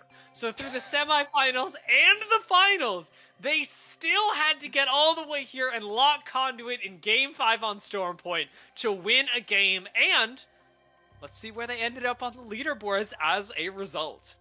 I don't think they're on top, especially after drop in gaming survival, but that catch-up is undeniable. The Oversleepers, after that win, only but 5 points behind, taking the first place away from Drop in Gaming here. And for Evolution, who had been on top all this time, that 1-point game is undeniably at the cost of their edge play. That pushes them not even into second, but third overall.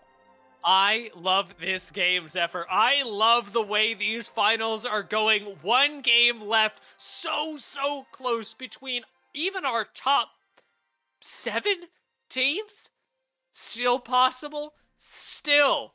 We've got so much more to talk about. We are going to take a quick break. We'll come back and review the standings in just a moment before Game 6.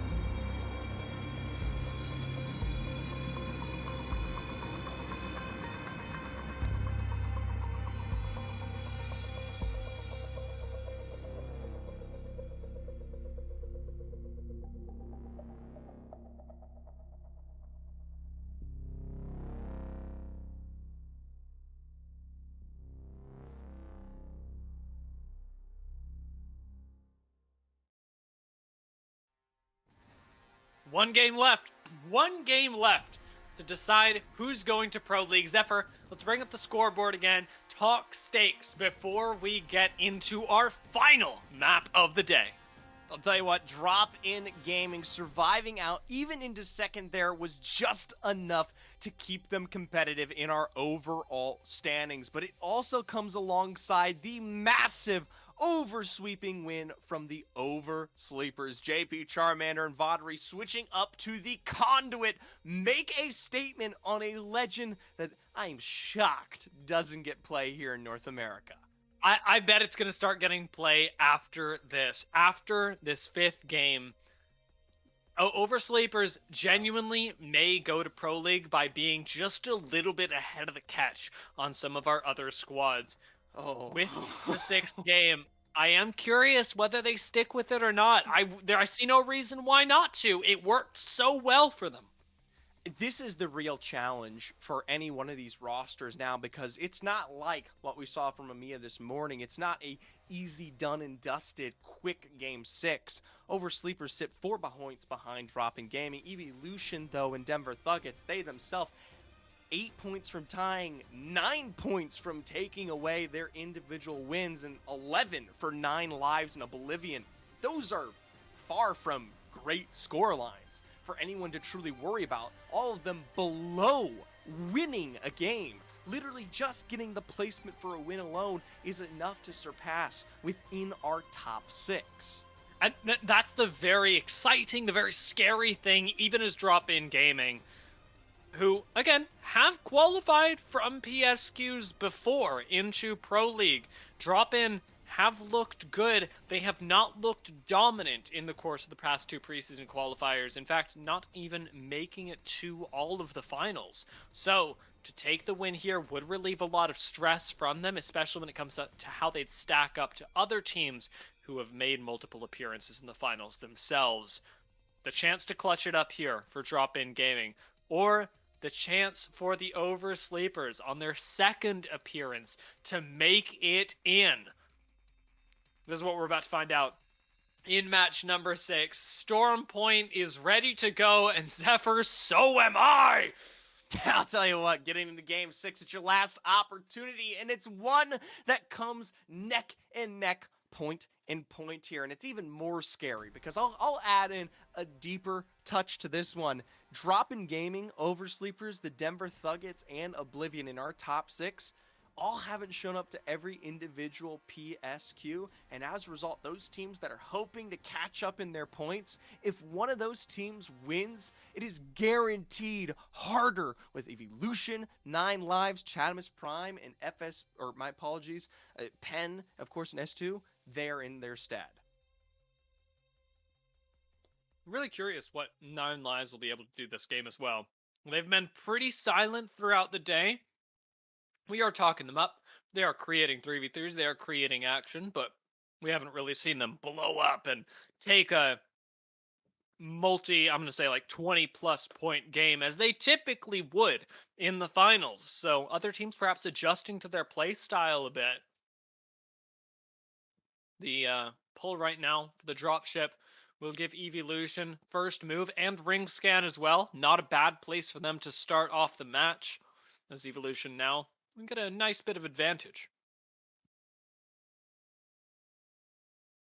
We'll have to get a nice read on this first zone here because it can be incredibly impactful from at least what we saw today. There's something about the North America region that makes them, I would say, almost overly successful at playing out these zones. But it starts here. The big setup in wall where Oversleepers get their start. They run an early advantage with the conduit in their hands. The question, though, yet remains. Can they survive? Can they rotate? Can they win a contest that they actually seem to be walking away from? I wouldn't want to risk it either. Honestly, you've dropped over a wall, you've gotten a building, grab a little bit more and start moving. Because Oversleepers, while they may not have gotten ring scan, can grab one over at North Pad, where another ring console has spawned. They're able to take advantage of perhaps an unusual fight timing. They could catch Rise off guard. Honestly, this is probably one of the most mature and respectful takes for competitive that I've seen out of a team in a while. I'm so used to squads who are aggressive for their setup on the edge of zone. This is it. But they'll take Rise, JP and Bottery in their first take, and in return, it's a massive blast towards Conduit, but Avexi on the side is picked up from Charmander, a 1-for-1 with JP down and full thirsted. Detox hits for quite a bit. Shield still unbroken on the Bloodhound. Is going to take an even more aggressive swing, but goes down to Charmander in the meantime. Rise, still with a chance to clutch it up, are going to finish this. Go for the shield swap. Charmander down and needing to be rezzed. Silent and now has purple. A big shift in the fight, and one that very much advantages Rise. For them sitting on perp up with now what looks to be potential further rotations is an issue for the likes of either one of these rosters. Over on the side, Bottery looking to make a namesake with the Eva in hand, launching forward, taps his way through, and he can't quite pull it off. And for the Oversleepers, but after an insane win, their Pro League dream has to wait another week. Even taking the fight this early on completely devastated the chances of making it out alive. Rise go down as well, but with the brief fight that they had avoided, Oversleepers I'm saying, moving out of wall, Billy Bears come back and finish off 2 squads for the price of 1. Get their rotation wherever they want. It's a great way for them to go. Tough to see Oversleepers leave us. story we'll have to potentially tell in the future here, because I know they might readdress what will be our further PSQ. But for the likes of Drop-In Gaming, Evolution, Denver Thuggets, Nine Lives, Oblivion, Chatamus, The Crypt, everybody, the dream is still very much present. Especially for Drop-In Gaming, who just saw Oversleepers go down in the kill feed and collectively let a little bit of breath out. Just the touch that they were holding with how close it was. Evolution are still very, very close to taking Drop-In Gaming over, but they're going to need kills to do so. Kills that at least I don't see in their vicinity. It's a challenge, at least for now. Potentially extending themselves down over towards the tripods again in their wheelhouse. As for Drop-In Gaming, especially if this is a Cascades finish that they've seemed to have a good read on, this could be the perfect case for their success. But the likes of Nine Lives moving in just as quickly will spell, probably an incredibly close challenge for any one of these rosters. Oh, we just land on the roof. That's the kind of play that Nine Lives would make. Absolutely. Laser takes 25 damage for the 100 that he deals out, but Cooper got shredded on the back end, keeping Nine Lives from being able to push as convincingly. Quick scan, a little bit of damage, but Nine Lives are prepping for the fight. And oh lord, that is a big nade. It's a fantastic gravelet, but unutilized there. As a result, love this from Nukes. They're able to pressure, but with finally the cross from Nasty and Cooper will be the exchange for a fight that gets oh so more difficult here. Still looking over on the edge. You've got to be careful looking through windows, and Nukes have already started to rotate. Black Hole doesn't really find anything for Nine Lives. They have no ultimates, very little utility left to work with, and Nukes are backing off respectfully with running late, starting to poke their heads in as well. Catwall splits the fight, leaving Nine Lives without a viable sight line. But remember running late as Laser takes the swing down onto the low ground. There is always a third-party potential. Love this angle from the likes of Nine Lives here.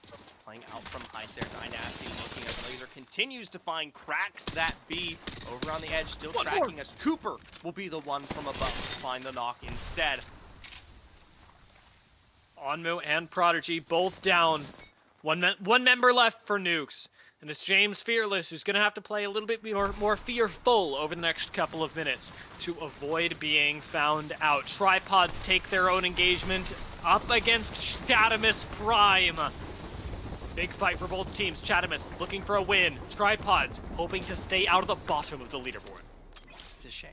At this point, to tell the story of Tripods, no matter their performance in this game, it would have to be insane to even come in touching distance within a scoring that truly matters and impacts a top 10. So at the end of the day, like I said, if you're an M fam, it's going to come down to them winning PSQ4 if they can make it to finals.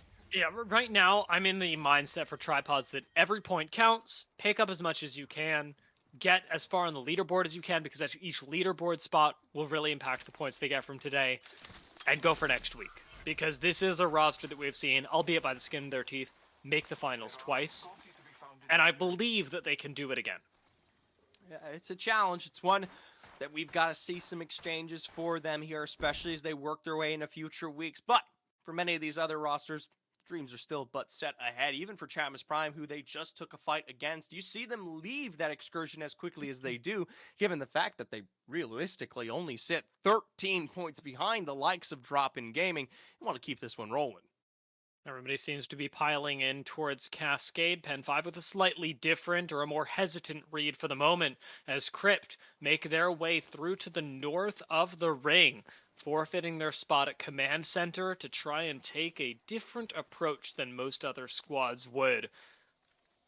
This fight between Billy Bears and Board was happening a little while ago, and I don't know if that qualifies as it's still happening. I don't think it does. No, I think that's a bit far and further away there, especially now that we just see that technically Space Boy's the only one over there on the edge, so not particularly the future you'd expect in a fight like that. But hey, from Tripods over on the side, a drop on Reptilian is a big setup for them. pick up the KP that you know they're dying for.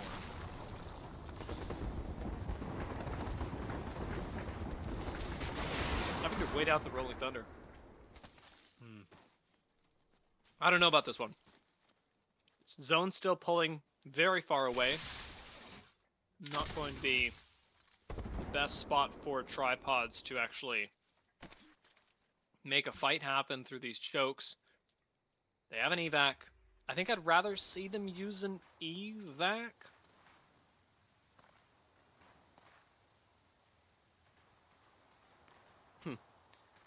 I don't think... I mean, they've got the time to go for a contest here, so not completely necessary, especially given how much they opt to try to play for the edge style. Granted, always a potential option. Something to say the same, those evolutions continuing to play out on the edge are looking to do the same. Limeline's going to roll up on this. Do not find anyone for now. Laser retaking off the gravity lift. Slow fight for 9 Lives. Playing this actually pretty conservatively, all things considered, especially their history, but with Nasty going down, Cooper can't finish the heal, leaving them with a severely stunted health pool. Laser again on the roof is going to be the sole defender, does a lot of damage, but without converting that into a kill, and not even significantly more than a bat. You can't really say that 9 Lives have taken an advantage in this fight. They've just fended off the one team above them. It's enough for now, but for S2, this is a hard pressure to take on, especially with the remnants of these teams out towards the east going to be making an impact in just a moment. FSP on their climb up here could provide their own take. Oh, so punishing. Let's explore over there.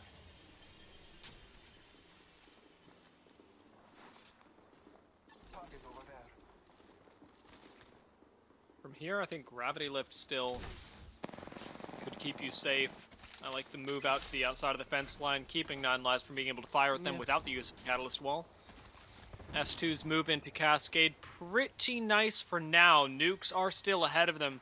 2 members up on move recovered in the brief time that we've seen away from this squad, as Crypt, unfortunately, will meet their end.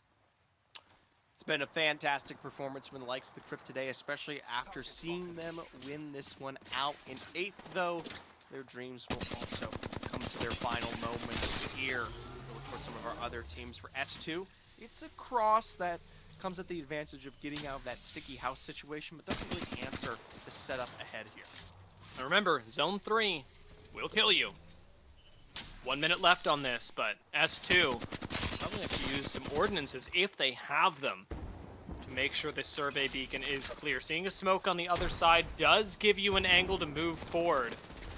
Sosa's going to try it, just swinging wide out into the open. They have to commit in one direction or the other now because S2 have no cover to work with out here. Everybody moving on up to the survey beacon. Even going a little further is Carter to try and hunt down a few kills, and that's without a knock. Bocek comes out, finds a lot of damage, but does not actually get the kill. And S2 fought so hard for this little bit of space. And the funniest thing about it, as good as this particular spot is in certain zones, it's not where we're ending. We're going slightly higher towards the north here, where we talk about the extended space outside of that no-name building towards the southern side.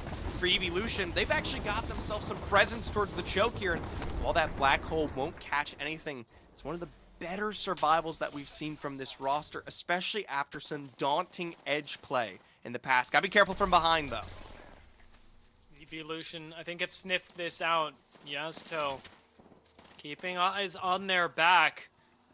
You do still have a little bit of space out here to play, but it's not going to include this next rock that's been providing Evolution the majority of their cover right now. Again, Evac Tower still a valid move for them as Pen 5 and Tripods take their own fights. S2 are going to go down, moving us to 15 squads. Evolution collect another placement point, retain their lead.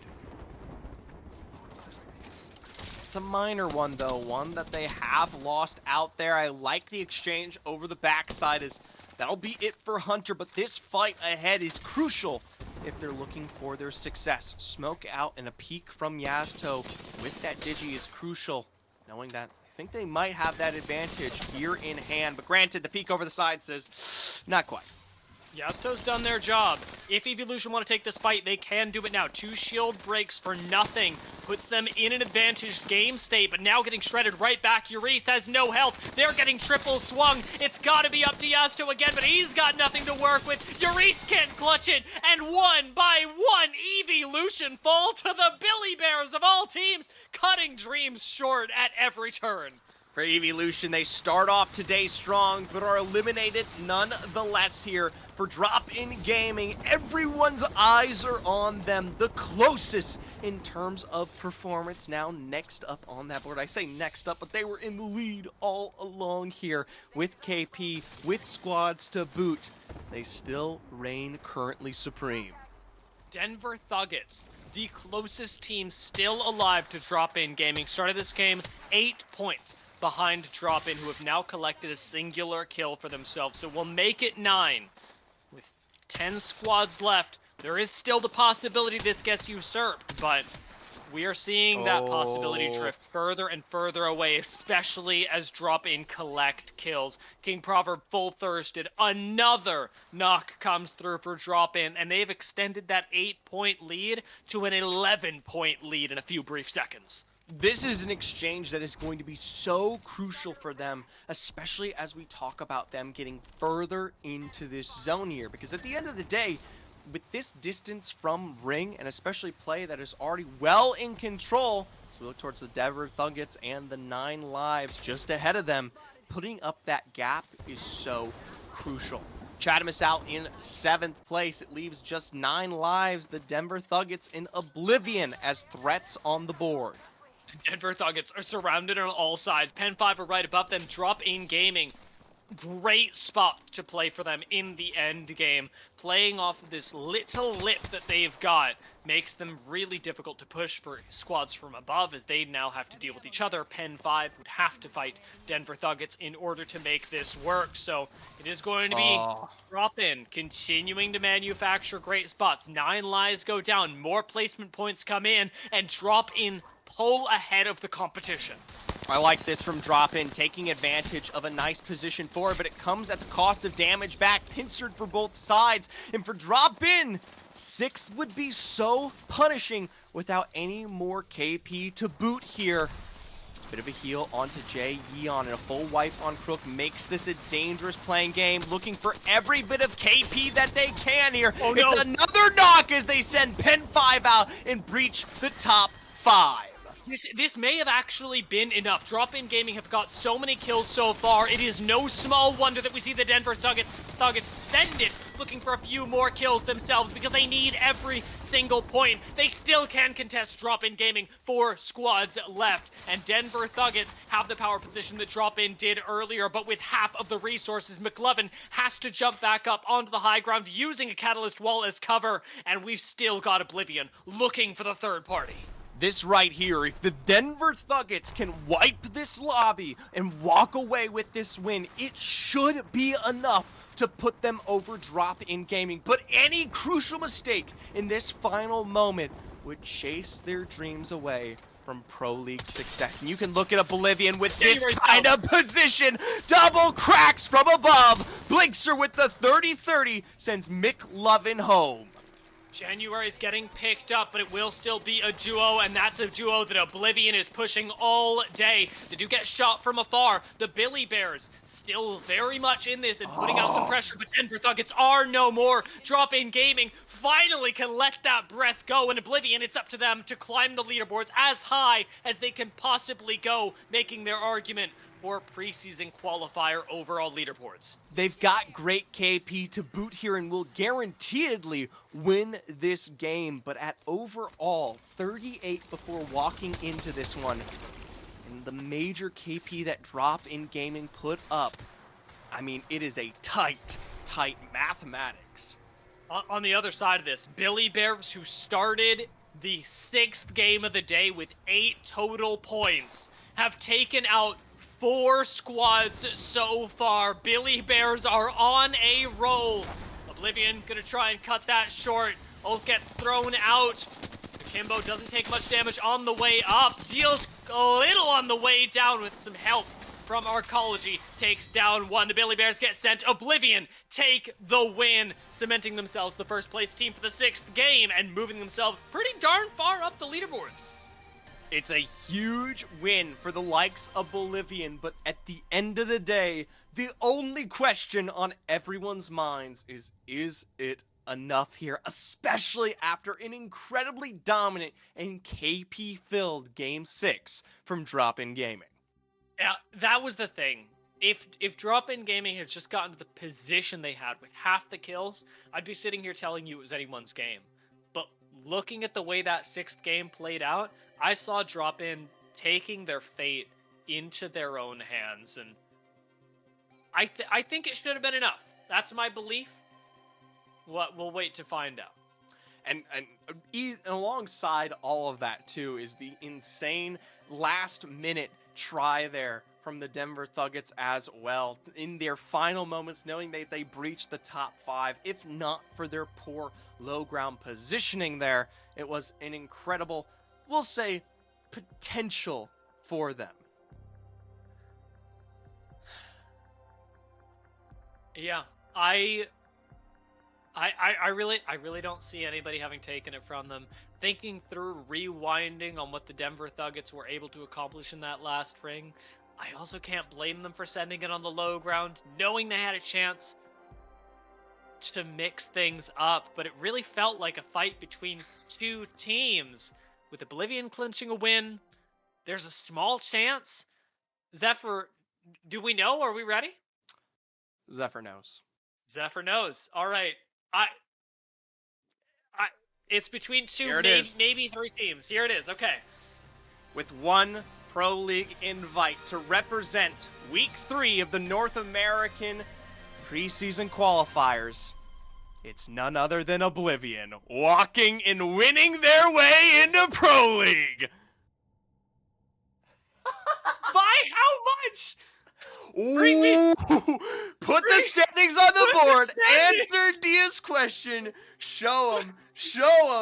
Put the standings. What? By one, I need to watch that whole game again.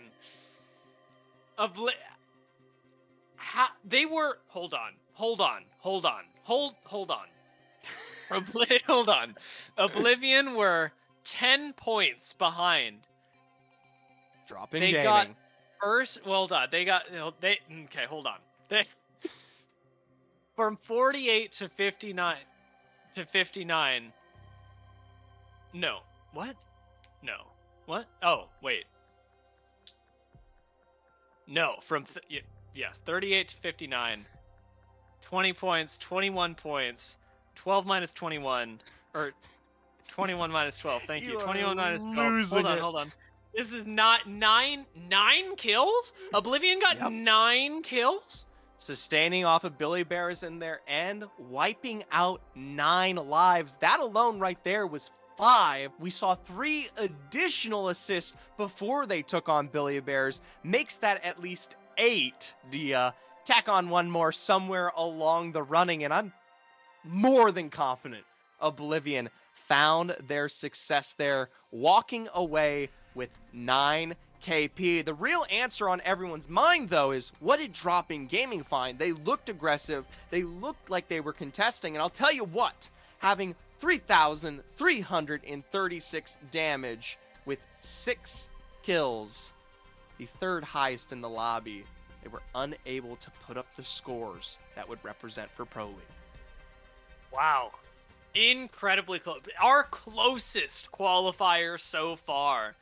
And with Oblivion coming out of, what was it, 6th place? 6th place in our last match to take the win. What an incredible journey for them. Consistency throughout the day, and finally meeting that with a win. I am nothing short of amazed, Zephyr. I am blown away by what we got in our final game. What a treat. I'll tell you what, and it is terrifying if you are not a team that was qualified or close to the top 4 in the overall points here. For Oblivion, it's a happy place in Pro League, but it's one where they themselves were not one of our rosters that had shown up to every PSQ here. As a result, we look towards teams like Pen 5, Evolutions, S2 here. No matter where they even placed on the day of, their presence in today's finals and the hopeful reappearance in next week's is a threat to any team that was middling on that scoreline, especially given the fact that none of them got a coveted free invite. Well, I'm very happy to see finally Blinkser and Akimbo and Arcology stepping into Pro League. It has been a long time coming. Playing through Challenger circuits for quite a while. I'll be honest, they were not even on my mind during that last game, seeing the top two teams play out, but good God. Oblivion, wonderful job. I'm looking forward to seeing them in Pro League. I'm looking forward to seeing so many of these teams in Pro League, given the excitement that we have gotten throughout today's games and throughout the preseason qualifiers. And Zephyr, there's only one preseason qualifier left. That's going to be happening next week. So, I guess we'll be as ready as we can. It'll be same time, same place here for North America and for EMEA, which started at 10 o'clock in the morning Pacific time. So, calculate that. What is it, your time zone, Zephyr? It is 12 o'clock Central Time, 1 p.m. Eastern. Nailed it. Check in for both EMEA and North American preseason qualifiers as we will be determining the last couple of squads that send themselves into Pro League next week right here on Versus Gaming. Thank you everyone for tuning in. Thank you to the players for giving us amazing games. And thank you, Zephyr, for hanging out with me the whole time. We will see you next time.